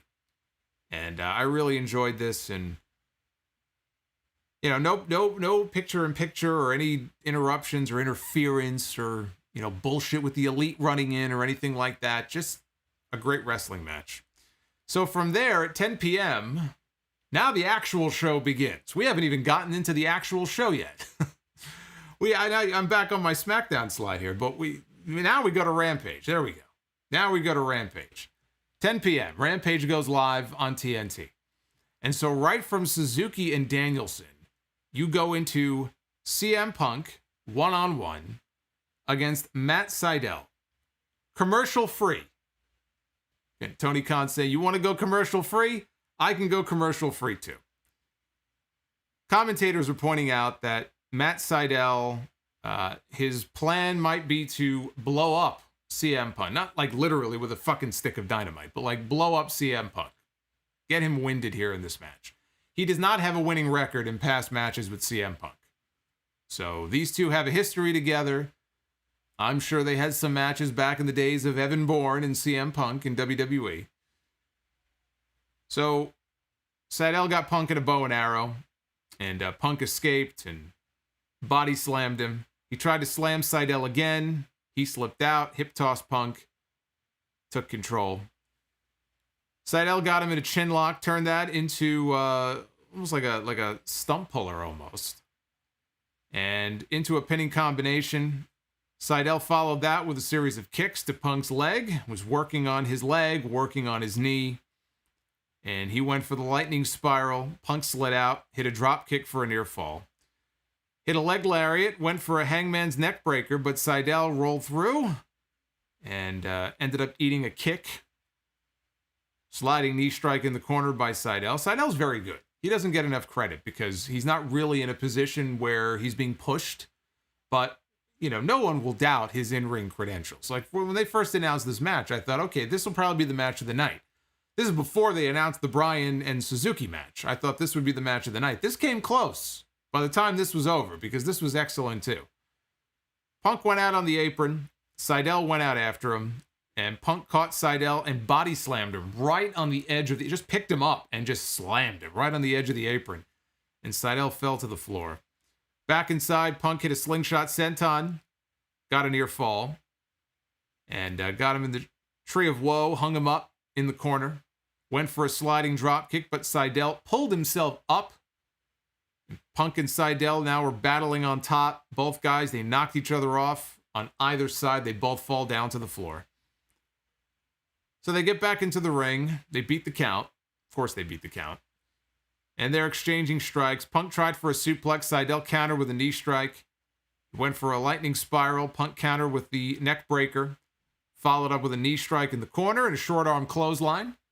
Punk went to the middle rope. Cydel caught him with a jumping Rana for another near fall. So he locks on an ankle lock on CM Punk. And then he transitions into a straitjacket. Punk, though, counters that into an anaconda vice. Cydel gets to the ropes. And Punk goes for the Pepsi twist. Cydel escapes and hits him with a roundhouse kick. Cydel hits the lightning spiral. Only gets a 2 count. He goes up top. Punk gets to his feet. He avoids the move from Cydel. And in the end, he hits the GTS and he gets the pin 1, 2, 3. Competitive back and forth match here between these two guys. It felt like the toughest match that Punk has had so far. His biggest challenge so far on TV. If I had to rank the matches that he has had so far, I don't know if I would put the match with Darby or the match with Daniel Garcia was very good too last week. I probably would go Darby first, then maybe probably this, and then the Garcia match. But even the Will Hobbs match, I thought, on the Grand Slam Rampage was very good too. CM Punk has looked good. And he's only had a few matches for the first time in 7 years, right? 7.5 years. For a guy with that kind of layoff, and he's older now, 7 years older than he was before, I think he's looked pretty damn good in these matches. And he's getting a little bit better each time, I think, as these matches are going longer. And tonight was a very different kind of match tonight than the one with Hobbs. Hobbs is a big guy, right? So he's the powerhouse. Cydel is even smaller than Punk. So it was a different kind of match, but I think that Punk so far has looked really good in the ring since coming back. And I thought this was an excellent match. You go from what we had on the YouTube show and how they ended that right into the beginning of Rampage. Those two matches back to back were fantastic. If you're a wrestling fan, I don't know how you can't come away from those two segments combined and not be happy. So for Ruby Soho and the Bunny, these poor women, they had no chance because their match came next.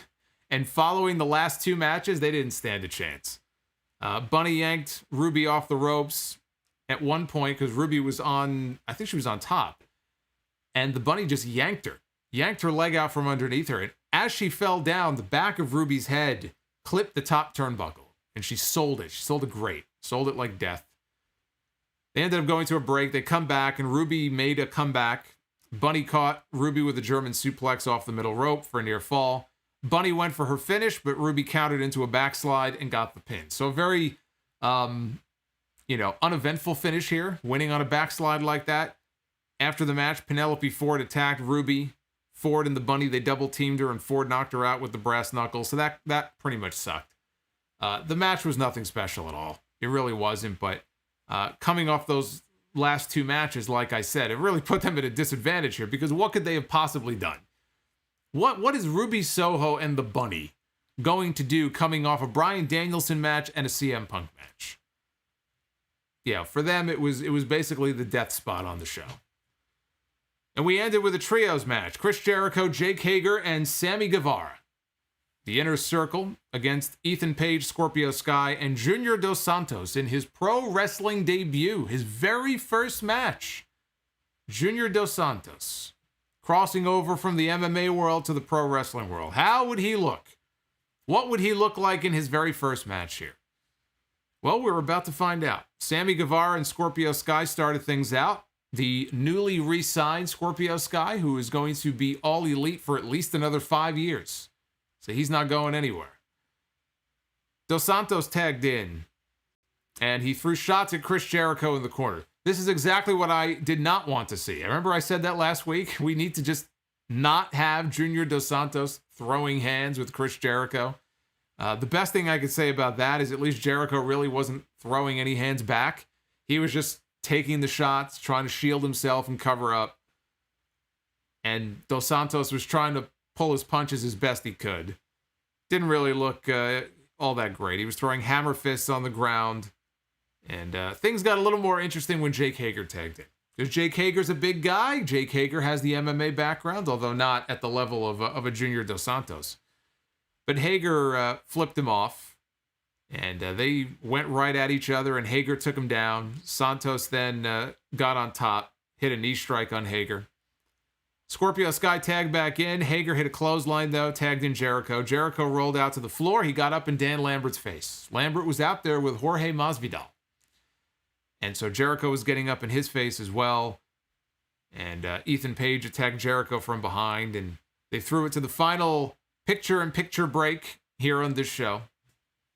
They come back from break, and Dos Santos, now, I was just talking about his punches, right? And how soft they looked. It's a guy's first match. You know, I mean, he spent his entire fucking career punching people in the fucking face for real. So now he's in the ring on live television in his very first match. I didn't expect him to go in there and have the kind of working punch that Jerry Lawler had, or Bret Hart had, or Scott Hall, or any great person who had a great working punch. I think Lawler still has the best one I've ever seen. But it didn't look great. But here, you know, when they came back from break, he hit a running power slam to Jericho. So he was doing other things outside of just punching and, you know, mounting the guy and raining blows down upon him. He did some other stuff here. He actually did more a couple minutes later. Tagged into Ethan Page. Jericho, though, hits an enziguri out of desperation, tags out to Sami. And Sami comes in, and the TNT champion runs wild on everybody. Huge flurry from him, hits a running shooting star press to Scorpio Sky for a near fall. Jericho comes off the top with a double sledge. Scorpio Sky hits the ropes, comes off with the lion salt. Ethan Page breaks up the fall. So we cut outside, and the timekeeper's table is right there. And Junior Dos Santos is going to attempt to, I guess, power slam Jake Hager through the timekeeper's table. Hager slips out, and he hits a Uranage to Junior Dos Santos through the timekeeper's table. And when he hit this move, Dos Santos almost did a complete flip over. Almost landed on his head. All that momentum almost carried his body completely over it. The first thing I thought of that it reminded me of was that high chokeslam bump that Pat Patterson took from The Undertaker. If you remember that Over the Edge pay-per-view in 98, it's one of my favorite matches. It was Dude Love and Steve Austin. Pat Patterson took this, one of the best chokeslams that I have ever seen. Undertaker picked him up, and he almost just went fucking ass overhead and just went boom right through the table. That's kind of what this reminded me of. So actually, it didn't look half bad. That bump did not look half bad at all. Back inside, Jericho locks on the walls on Scorpio Sky, but Paige Van Zandt, who was sitting in the crowd observing up until this point, she got out of the crowd, she got up on the apron to provide the distraction. I mean, Paige Van Zant would be a distraction to anybody. But she jumps up on the apron, and that allowed Jorge Masvidal to climb into the ring and hit the running knee strike to Jericho, put him down. And just like that, Dan Lambert's team, Dan Lambert's crew, pick up the win. The heels pick up the W here in this match. Other members of American Top Team run in. They start smothering Jericho. They left him laying for dead. Santana and Ortiz run to the ring to make the save for their fellow Inner Circle brothers, chase off the heels. The heels needed to win this match more than the Inner Circle did. Inner Circle doesn't lose anything by losing this match.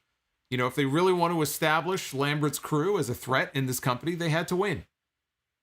And so it was the right outcome. It's the one that I expected. I didn't think Junior Dos Santos looked all that terrible out there. He didn't look, super great.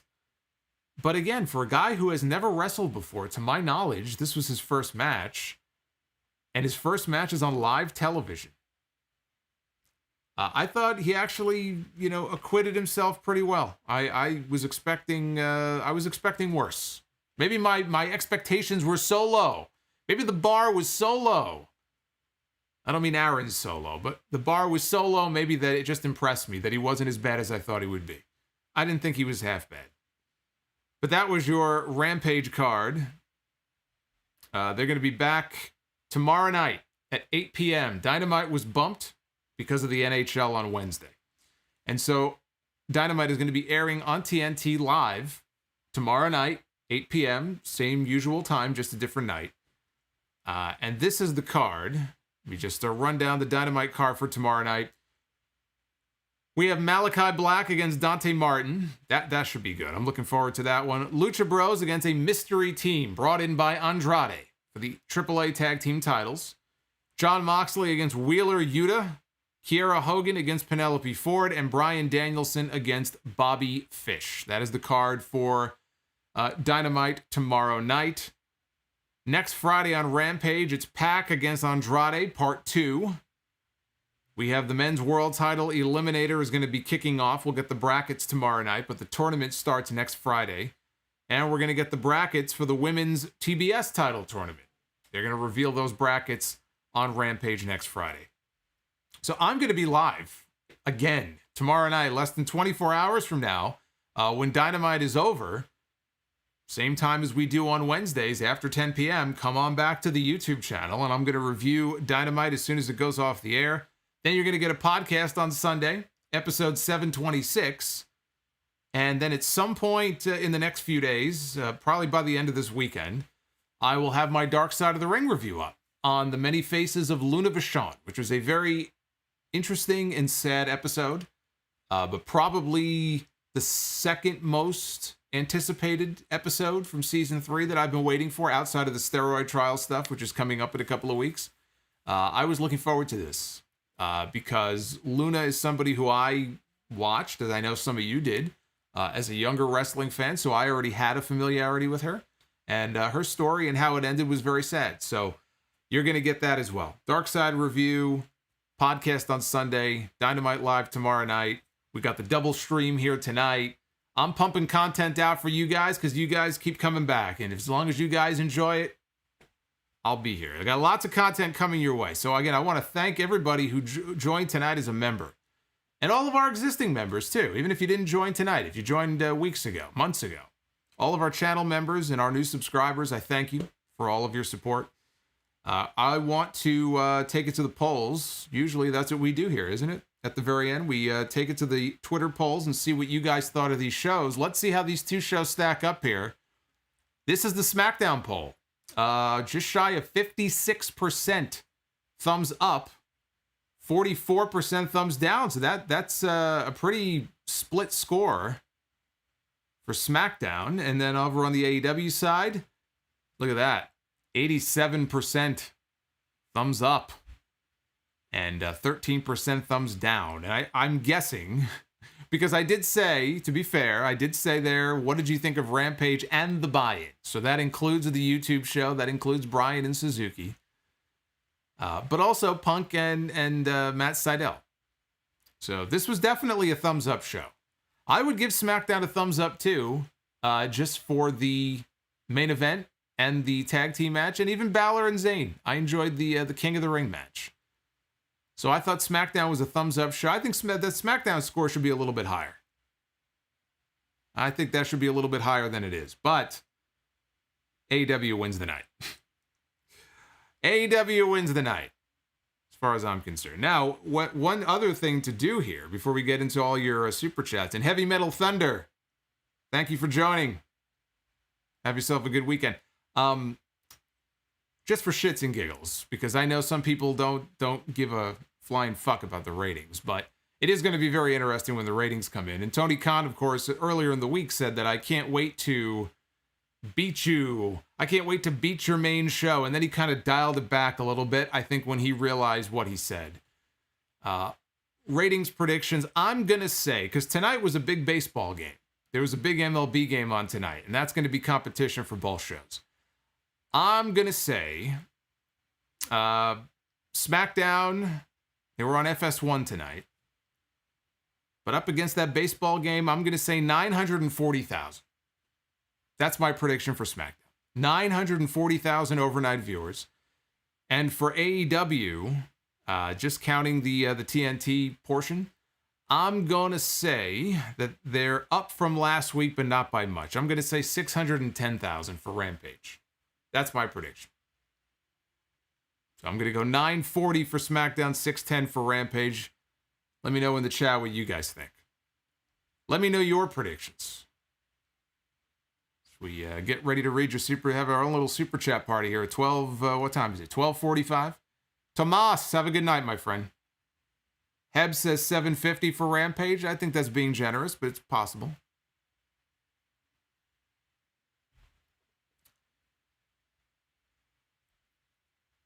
Let's get those predictions in. Let me bring up your chats here. See what you guys are saying. And some music, too. Let's get some funky music in here. Again, I want to thank everybody who has tuned in, everybody who has dropped a super chat. All your support, always very much appreciated. You guys know that. I say it every week. Spending your Friday night with me. I don't want to do this head-to-head shit ever again. This is... It ain't fun, let me tell you. When you're watching both shows like that, trying to focus on one thing, you got something else going on. I got Brian and Suzuki over here, and then I got fucking, Sasha and Becky over here. That don't work. Actually, it was Sasha, Becky, and Punk and Cydel, really, is what it was. Groovy Goose. I believe Groovy Goose was the first one to drop that $5 super chat. Instead of calling David and Daniel, Edge should have called Armed Anderson. Here's to a great streak. I agree. Armed Anderson would have taken care of that issue very quickly. Seth Rollins would not even be among the living anymore. Armed Anderson had gotten a hold of him. Naif Al-Safar, thank you, sir, for the $10. Tuxedo T. Servo, Tony Khan. As the brother super chat just completely enveloped my screen. But I have it over here too. Tuxedo says, Tony Khan letting the notebook with the possible full gear card on it get caught on camera. Calculated or faux pas? I don't think he intended for it. I think it was just, for him, an unfortunate, not a big deal, but an unfortunate accident, I think is what it was. Dry chicken without flavor. This year's G1 Climax in Block A is heating up. Fingers crossed for my Zack Sabre Jr. Okada prediction in the finals. And Zack goes over. Suzuki Goon needs one. Ojali Burgos with the $5. Knowing that the number one draw in wrestling is a black woman, Sasha, has Tony Khan, his incel racist fan base, and the biased wrestling media shook, and I'm here for. I have no idea what you're talking about. You're just spitting out a bunch of buzzwords there. I would be careful throwing around accusations like that, but you are certainly entitled to that opinion. Joseph Brooks with the $10. Buy, rent, or sell on 3 things that we did not get to see in WWE that you would have liked to see Sting as WWE champion. Rock against Stone Cold for the 4th time, or Batista's 2010 heel run being longer. I think it would have been cool to see Sting get a run with the WWE title, at least once. Ryan Spies with the 10. Why did Sami get the belt, then immediately go off and do Inner Circle stuff, is my question. I get Miro's going to be in the tournament likely, but the timing was so weird. I think it's just a one-time thing. I wouldn't be expecting Sami to be doing Inner Circle stuff every week. I think they just needed a match to go against Lambert's guys, and Inner Circle never broke up. They're still technically together, so I don't see that as being the norm. Joseph Brooks with the $20. Joseph, thank you. Salute. Buy or sell on which of these great feuds would you have liked to have seen in reverse? The Rock and Stone Cold with The Rock as the babyface and Austin as a heel, or Cena against Punk with Punk as the babyface and Cena as the heel? Cena against Punk with Punk as the babyface and Cena as the heel. It's what I actually suggested this whole storyline back when they kind of screwed it all up and they brought Punk back too soon. And I think my whole idea, if I remember, was getting to the Royal Rumble. And it involves Cena basically going corporate, because that was kind of the knock on him, that Cena was this, he was the quintessential company guy. He was like the perfect poster child for corporate WWE. And so Cena as something of like a corporate champion and Punk maybe chasing him for the title, that was what I had suggested at the time. And I think that would have worked great. And unfortunately, it never happened. Jacob Donnelly, what's going on, Jacob? $10 super chat. Whatever the rating will be. Bryan against Suzuki was just as awesome as I hoped it would be, and Rampage was also fun as well. Fun Friday night of wrestling tonight. I agree. I enjoyed the hell out of that match. I enjoyed the hell out of the Punk match and the Sasha match. One thing that O'Jolly said that isn't wrong is, Sasha Banks is... I've been a huge fan of Sasha Banks, and I've been a huge advocate for Sasha Banks for a long time. And, her getting the WrestleMania main event this year, was great. I think she's fantastic. And that's why I was so upset when she missed SummerSlam, because I was looking forward to that match with her and Bianca, the big rematch at SummerSlam, and then we got deprived of it. We still don't know why. And we may never know why. O'Jolly with the $20, he wants to clarify. He says, I'll elaborate. Every time a person of color dares pokes fun at AEW, they are met with vile hatred from their fans and the media like VOW. Yet when one of their white lights speak on WWE, they get rousing ovations from the same people. Again, I don't quite know what you're referring to there with the second part. I understand the first part, but that is from O'Jolly. Boots. Once AEW introduces the Trios tag team titles, do they continue with the Turner branding and call it the True TV Trios Championship? The True Trio Championship. Boy, that's a mouthful. Yeah, no, I don't see that happening. I think we could get away from that branding at that point. I would certainly hope so. Although I was saying, at some point you would think that Fox and USA would be jealous and they would go to WWE and say, hey, when are we going to get a belt for us? When are we going to get the Fox belt? Vitamin Vision TV, we went from the Monday Night War to the Wednesday Night War to the Friday Night War. How long until the Saturday Night War? I don't think I can handle the Saturday Night War. I need to have some time to do something other than wrestling here. So I think we should keep our wars limited to weekdays only. Nick Grasso, Rampage was good, enjoyed every match on the show, and Bryan and Suzuki was war. What did you think about the Luna Vachon Dark Side of the Ring? I enjoyed it. I'm going to have a full review later this weekend I have a lot of thoughts on that and some stuff. I like to sprinkle in some stuff that they didn't cover in the special, and I'll talk about some of that stuff as well. So that's going to be coming up. Dan Richards, thank you for the $2. Only wrestling fans complain about free stuff. It is kind of weird, isn't it? I can't, like, I was taken aback by the number of people I saw complaining about the YouTube show. I really, like, it just caught me off guard. I just couldn't understand it. Like, there are times to complain about things that, like, are valid to complain about. And then there's just people who are just completely demented in the head, who just spout off and complain about the most inane, nonsensical shit. Where even I, and God knows I've ranted about plenty of things and I complain about a lot of things, but even I have to look at that sometimes and go, what is wrong with these? What's their malfunction? I just can't really wrap my head around it. It's just bizarre. Very bizarre. Rodimus Prime with the $20. Thank you, Rodimus. What a great night for wrestling. As a fan, I love it. No complaints from me. Dried chicken. In my opinion, AEW should continue doing the Rampage well, he thinks that the Rampage buy-in should continue moving forward. Also, I wish AEW starts dropping F-bombs on Rampage with limits on TNT. No, we don't need F-bombs, and we don't need a buy-in every week. I think if there's a special show every now and then, go for it.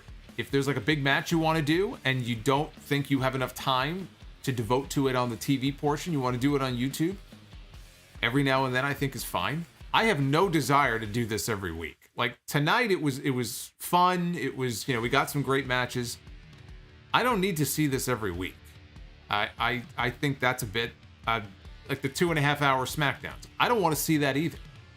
That was the first thing about it that scared me, is the fact that they're going to do 2.5 hours of SmackDown, and if it does well enough, at some point we get 3 hours of SmackDown, 2 hours on Fox and 1 hour on FS1. I don't want to see 3-hour SmackDowns. I don't want to see 3-hour Raws. I don't want to see 3-hour anything other than pay-per-views. None of these television shows, AEW or WWE, should be 3 hours in length. It is too long for a television show.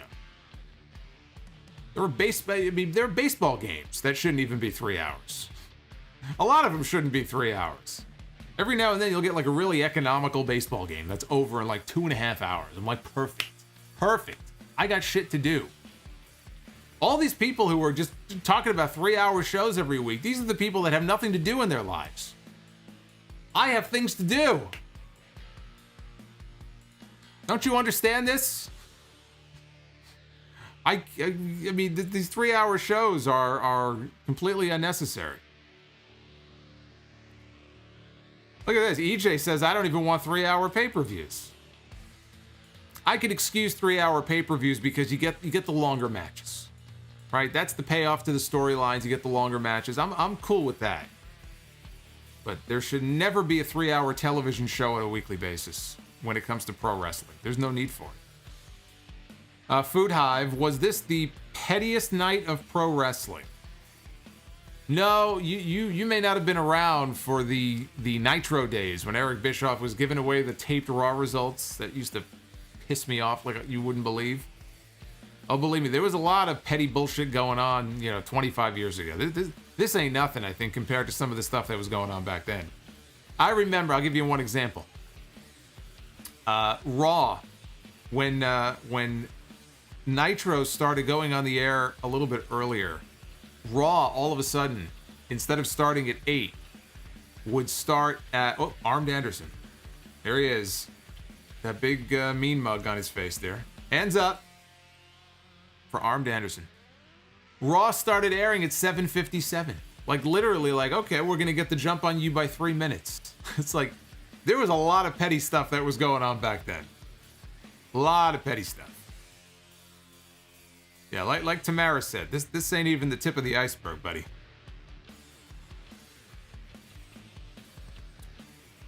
BB Bilal. Solomonster wants to be umped by Paige Van Zandt. Well, probably. I did say before, I don't want to be umped by anybody. You're probably right about that, though. I wouldn't mind being umped by Paige Van Zandt.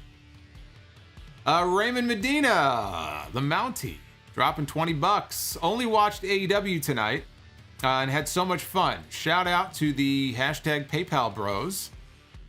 The PayPal posse, right? Baby Noah is 4 months old today. Busy as always on the IT world. Take care, my friend. Getting up to date thanks to the Solomonster. Well, happy birthday to young Noah from yours truly. Rojo Bear 24. WWE dropped Sonya's stipulation because of the home invader incident.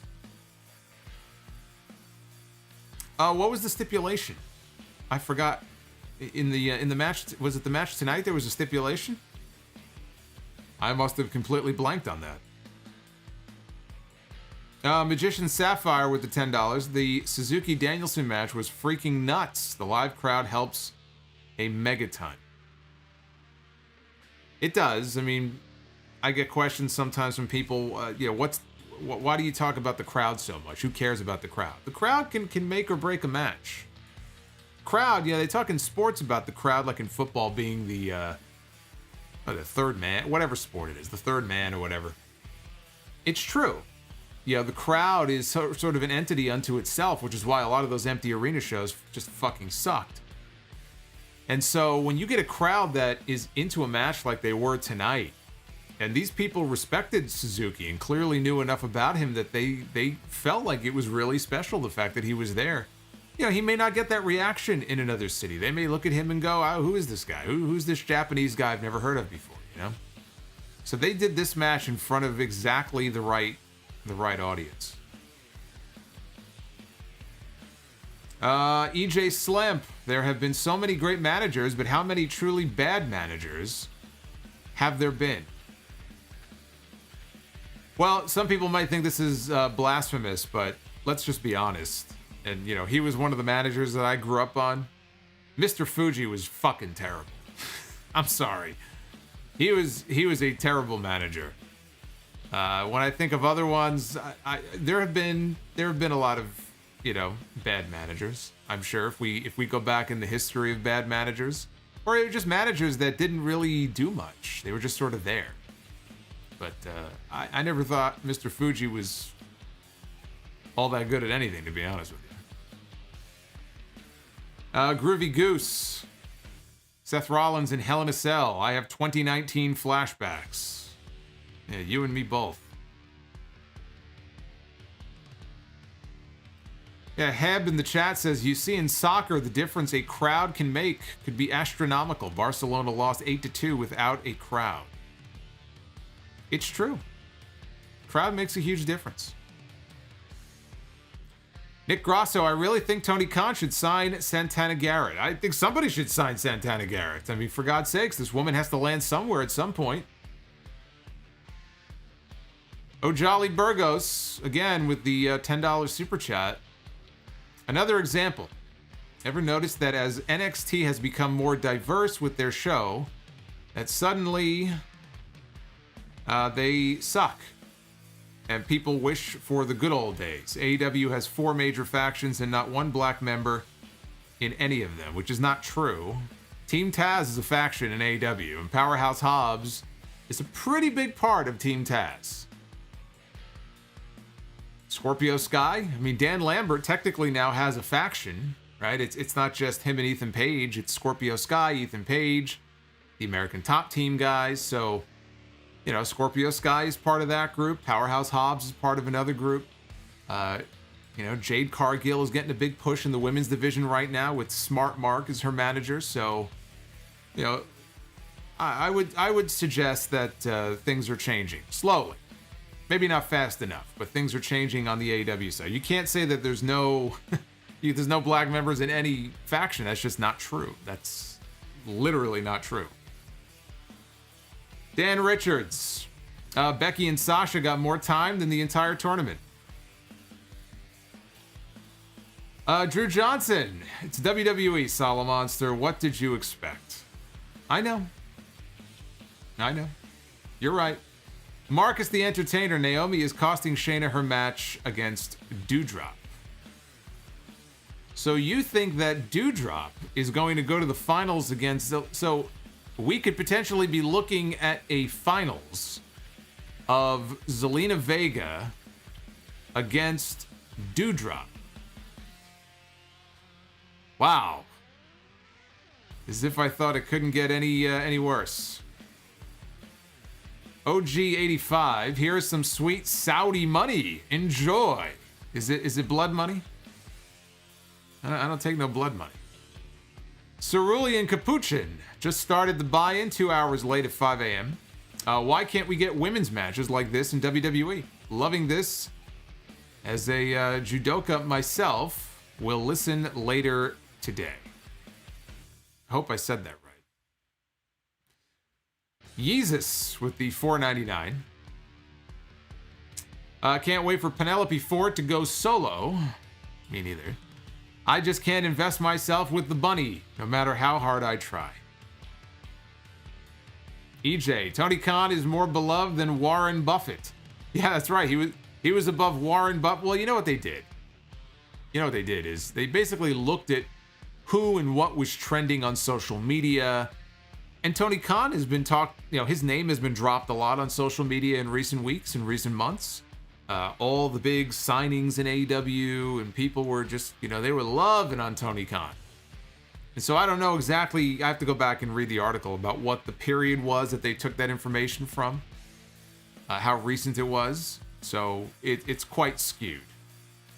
When you have Tony Khan on that list above people like Bill Gates and whatever you think of Bill Gates, but I mean, he's fucking Bill Gates for God's sakes. Bill Gates and Warren Buffett and Elon Musk and all these different people. I mean, that's a bit ridiculous. Marcus the Entertainer, Becky and Sasha at TakeOver Unstoppable was fire. That's what it was. TakeOver Unstoppable. Jeffrey Hall with the $10. You are beloved, my friend, and you are a billionaire, the greatest wrestling journalist. Well, I'm not a journalist, I'm a podcaster. I mean, I did go to school for journalism, but then I switched, remember. I went from an aspiring broadcast journalist to a public relations professional because I just found that more interesting. Considering what's happened to the world of and the industry of journalism, I think I made the right choice. And now, from all of that, content creator and wrestling podcaster. I've never been happier. Jackalope Music has been a channel member for 7 months. He is a Sound Off superstar for 7 months. Buy or sell on a Jeff Cobb return. I'm all for it. I just saw a Jeff Cobb promo after a match he had in New Japan. He's been killing it over there. I'd love to see Jeff Cobb come back. Absolutely. I think he could definitely contribute on the AEW roster. You got to bust down that forbidden door and get Jeff Cobb back over here.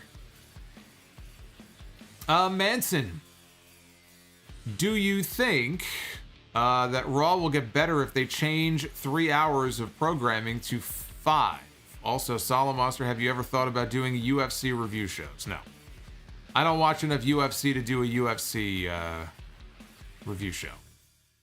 So you will not be seeing UFC. On occasion in the past, I have opened the podcast with my thoughts on a UFC main event that I've seen. But I do not do full-blown UFC reviews. I do the occasional movie review. I have not seen the new Halloween movie yet. I will be seeing it probably Sunday night.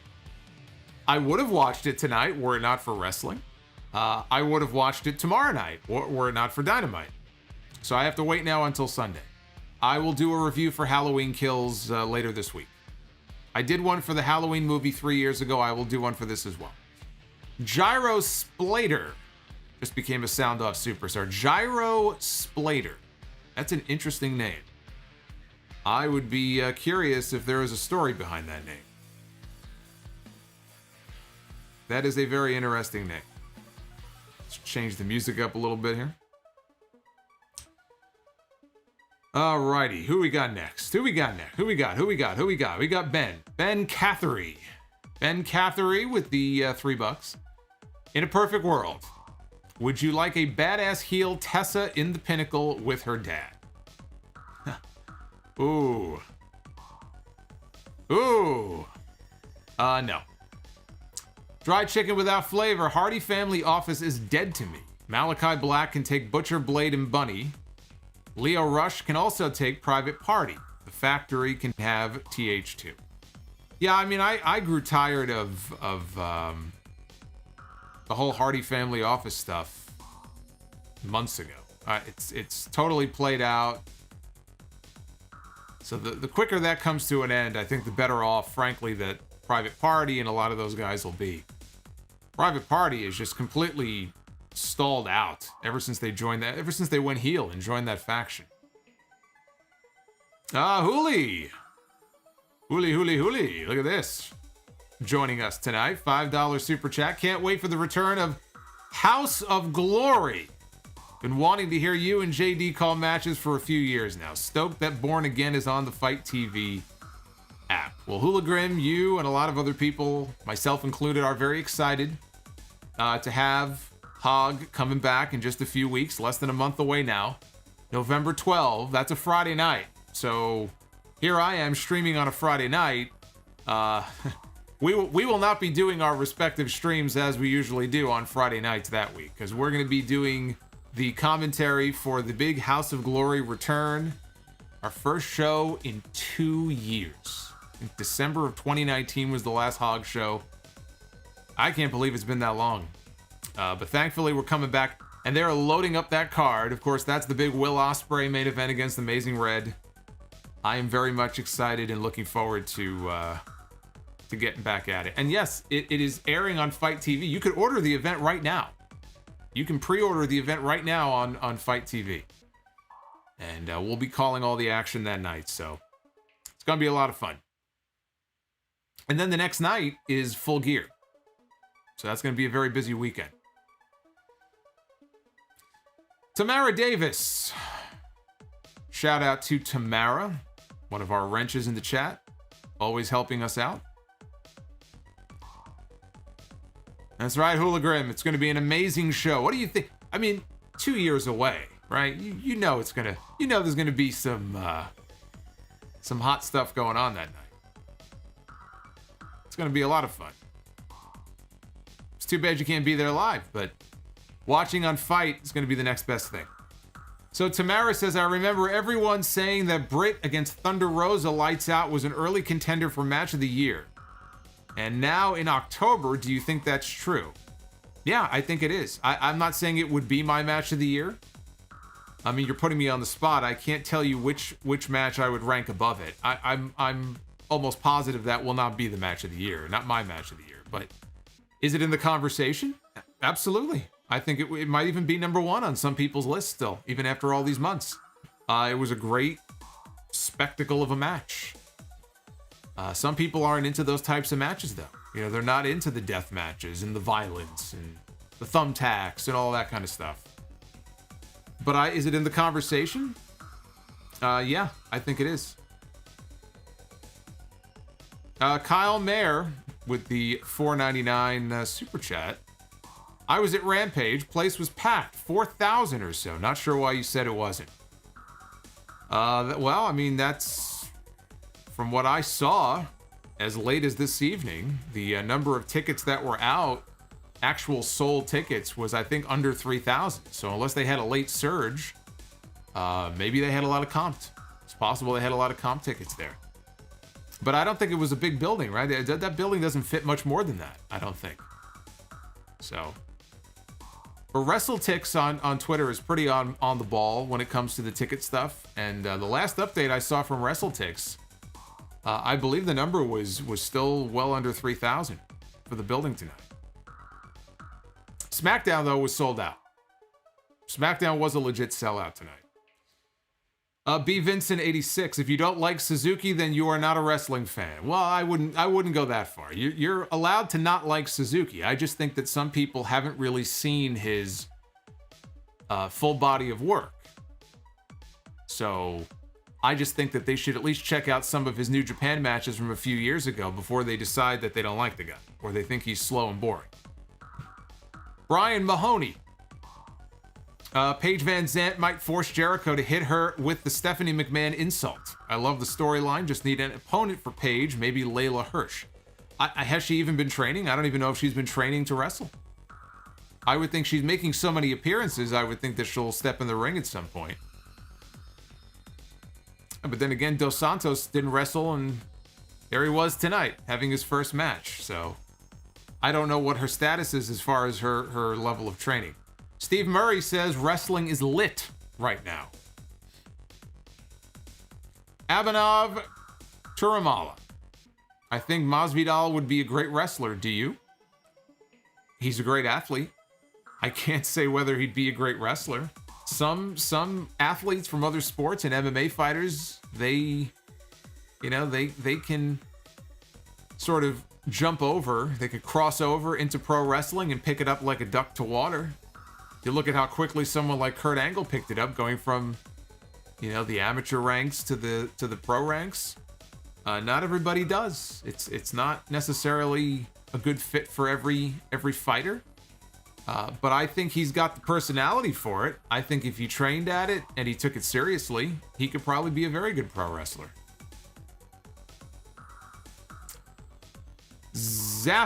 I always say this name wrong.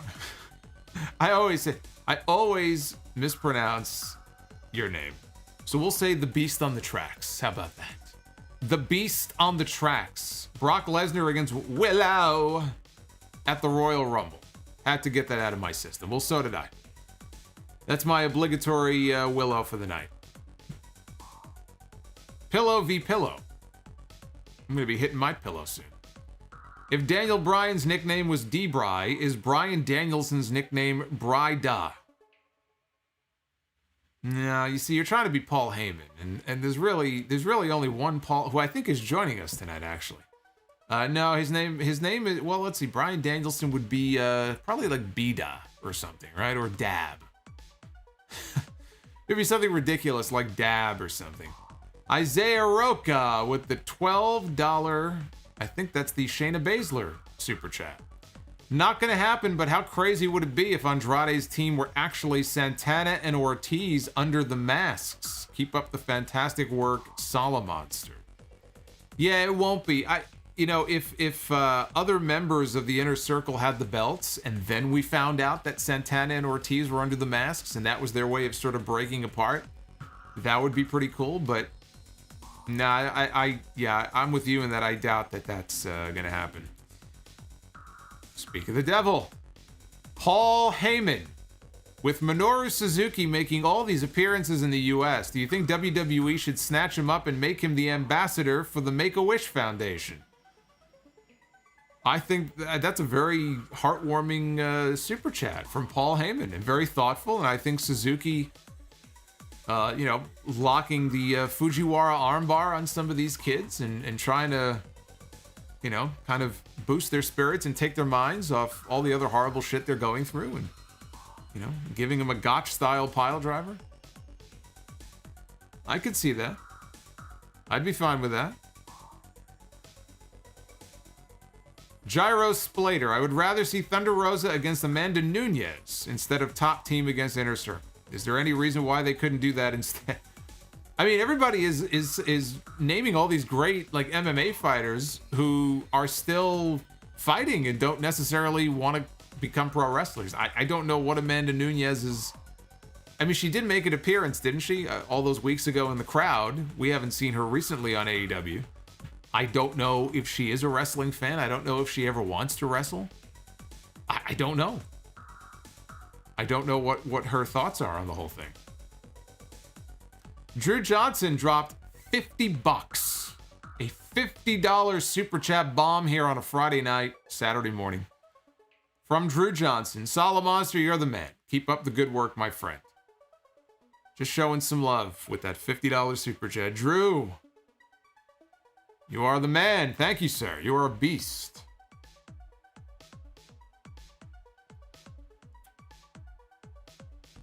Marcus the Entertainer. Follow up on my dewdrop against Zelina final. I'm unsure of Shayna's travel ability due to her being LGBTQ. Zelina will win in a Yokozuna falling manner. I don't know that necessarily prevents her from going over there. And we'll leave it at that. I don't want to say any more than that because I don't know. But I don't know that would preclude her from going. Unless she doesn't want to go. She could always go to the company and say that she doesn't want to go. Let's see. King of Doug style. A couple of shekels for your support and appreciation. Well, thank you for your shekels. Pillow v Pillow. Toss a coin to your solo Witcher. Okay. Di Lorenzo. Is that Di Lorenzo? Or Dorenzo? Here's Dorenzo. I've seen an argument for Roman beating Bruno's longest title reign. Thoughts on 8 years of Roman's Universal title reign? Yeah, let's not do that. Let's not do that. Branded by Bryant. Do you think that there's anything that AEW can do to get Rampage back over 1 million viewers? Yeah, I mean, if they put together like a pay-per-view-esque supercard one week. I think with the right match, with the right card, if they really, beefed it up one week, they could probably get back to 1 million, but Rampage is not going to be the 1 million show. Friday night at 10 o'clock is a terrible time slot. So you would have to put together an incredible card or a huge attraction like a CM Punk coming back to wrestling after 7 years. There is no other CM Punk. There is no other, big name that I could think of who's been away for so long where it would be such a big deal if they came back to wrestling. That's like a once-in-a-lifetime thing that Tony Khan was able to pull off there. And it worked for that 1 week, but Friday night at 10 is not going to get you 1 million viewers unless you have a damn good reason to get people to tune in. You'll get 1 million for Dynamite. They've consistently done 1 million every week. Now, of course, these next 2 weeks are all fucked up because they're airing on Saturday. And if you tuned in late to the stream, I will be live again later tonight after Dynamite. I probably will not be doing a Dynamite stream next week. But tomorrow night I will be doing one. EJ Slamp. You should look up the Island Hole at the TPC Sawgrass Golf Course, home of the Players' Championship in Florida, as a possible unique AEW venue. The TPC Sawgrass Golf Course. I have not heard of that before. I will have to look that up. Profane Gaming. Remember to send Solomonster pictures of your silverware.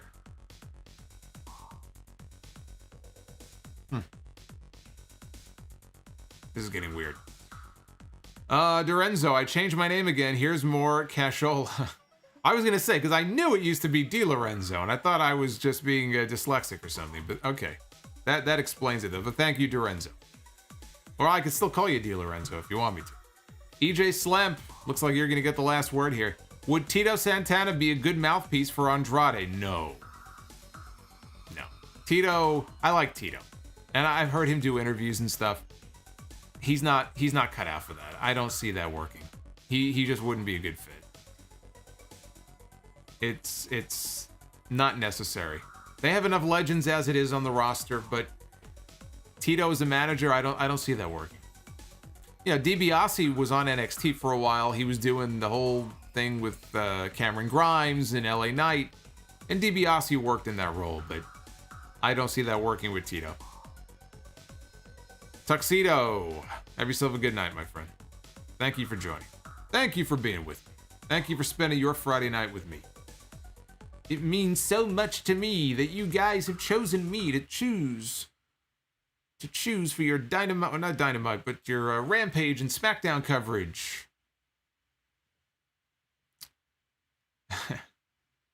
Paul Heyman dropping a super chat. There is a report from Meltzer that House of Glory reportedly has big plans for the Solomonster, including making him the top heel commentator. Well, those are those nasty little dirt sheet reports. You can't take those dirt sheets seriously. They lie about everything.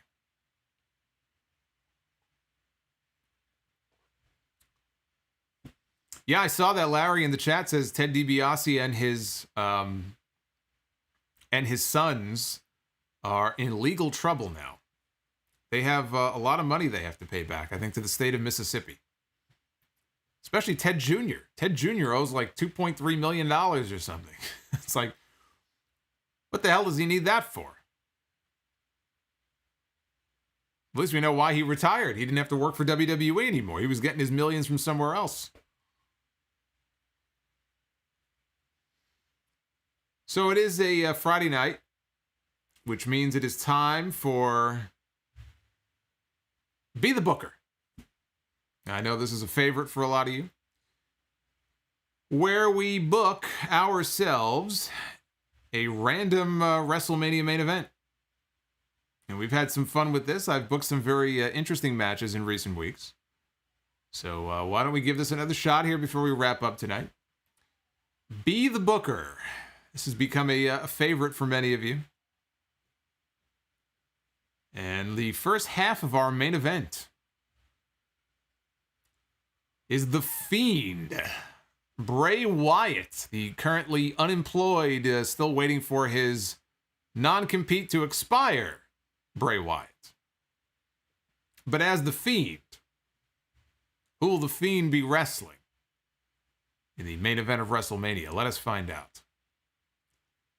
Let us see who The Fiend will challenge. The Fiend will go one-on-one with Kane. Didn't they have a Ring of Fire match? Is that what they had? Like a Ring of Fire match at SummerSlam? That might have been Bray's first match when he got called up from the main roster, I think. Well, you know what? As far as two big names, I'm not saying the match would be any good. I don't think it would be, but The Fiend against Kane, that's more of a marquee match than I usually pick with these things. Not bad. Not bad. I've done worse. Oh, God, that's right. Hooligram says Red Light Mania. Can you imagine the WrestleMania main event, that fucking red light? I'll tell you what, it would probably be better than the fucking spotlight that was in my face when I was at WrestleMania 35. I missed the whole AJ Styles Randy Orton match because of a fucking light shining right in my face. I had to go walk around the concourse just so I can get my vision back. I was seeing spots and purple dots everywhere. It's the last WrestleMania I go to. Tamara, would you survive Squid Game? Yeah, I keep hearing about this Squid Game. Is it worth watching? I don't know much about it. Is it about seafood? Like, is it a Food Network show? What is this Squid Game? Turtlehead 2. Why is AEW rapidly moving away from Punk against Hook? I understand it's the biggest match for them, but the build-up should be ongoing until it is time. You know, that's a very good question, and only Tony Khan can answer that question. It's almost as if Hook is being buried. I can't figure out why. Why would you bury Hook? It's terrible. David Castillo says 98 Kane against The Fiend would slap. 98 Kane, 2000 Kane. That was the best Kane. That was badass Kane, is what that was. Yeah, we got some Squid Game fans here in the chat. I might have to add that to my list right after I watch Joker. I might have to watch Squid Game.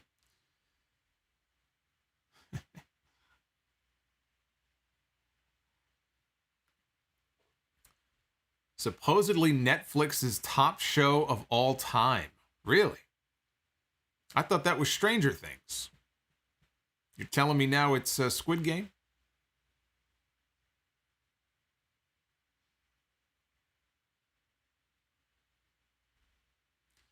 All right, guys, this has been fun.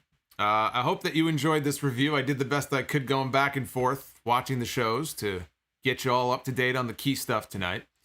And the moral of the story is that wrestling can be a lot of fun when two companies are kind of jabbing each other and they're trying to light a fire under the other, or just fuck with the other. Tonight's one of those nights where the fans really benefit. I enjoyed SmackDown. I enjoyed Rampage more, including the buy-in. Nothing will top the Suzuki match with Danielson, but Punk and Matt Cydel had a hell of a match. But so did Becky Lynch and Sasha Banks. And the Usos and the Street Profits. So a lot of good wrestling tonight. I enjoyed it. I enjoyed your company. Thank you for all the super chats, all our new channel members, all the love. We'll do it again tomorrow night. If you're not doing anything else on a Saturday night, come on by. After 10 p.m., as soon as Dynamite goes off the air on TNT, I'll be live to recap the entire thing. And then, as I said before, back with you on Sunday for episode 726. We'll get a Dark Side of the Ring review up by the end of this weekend. And then a Halloween Kills review as soon as I have a chance to watch the movie. Probably later on in the week. A lot of good stuff coming up. So until then, be well, stay safe, have yourselves a fantastic weekend. And I will see you guys less than 24 hours for the Dynamite review. Take care.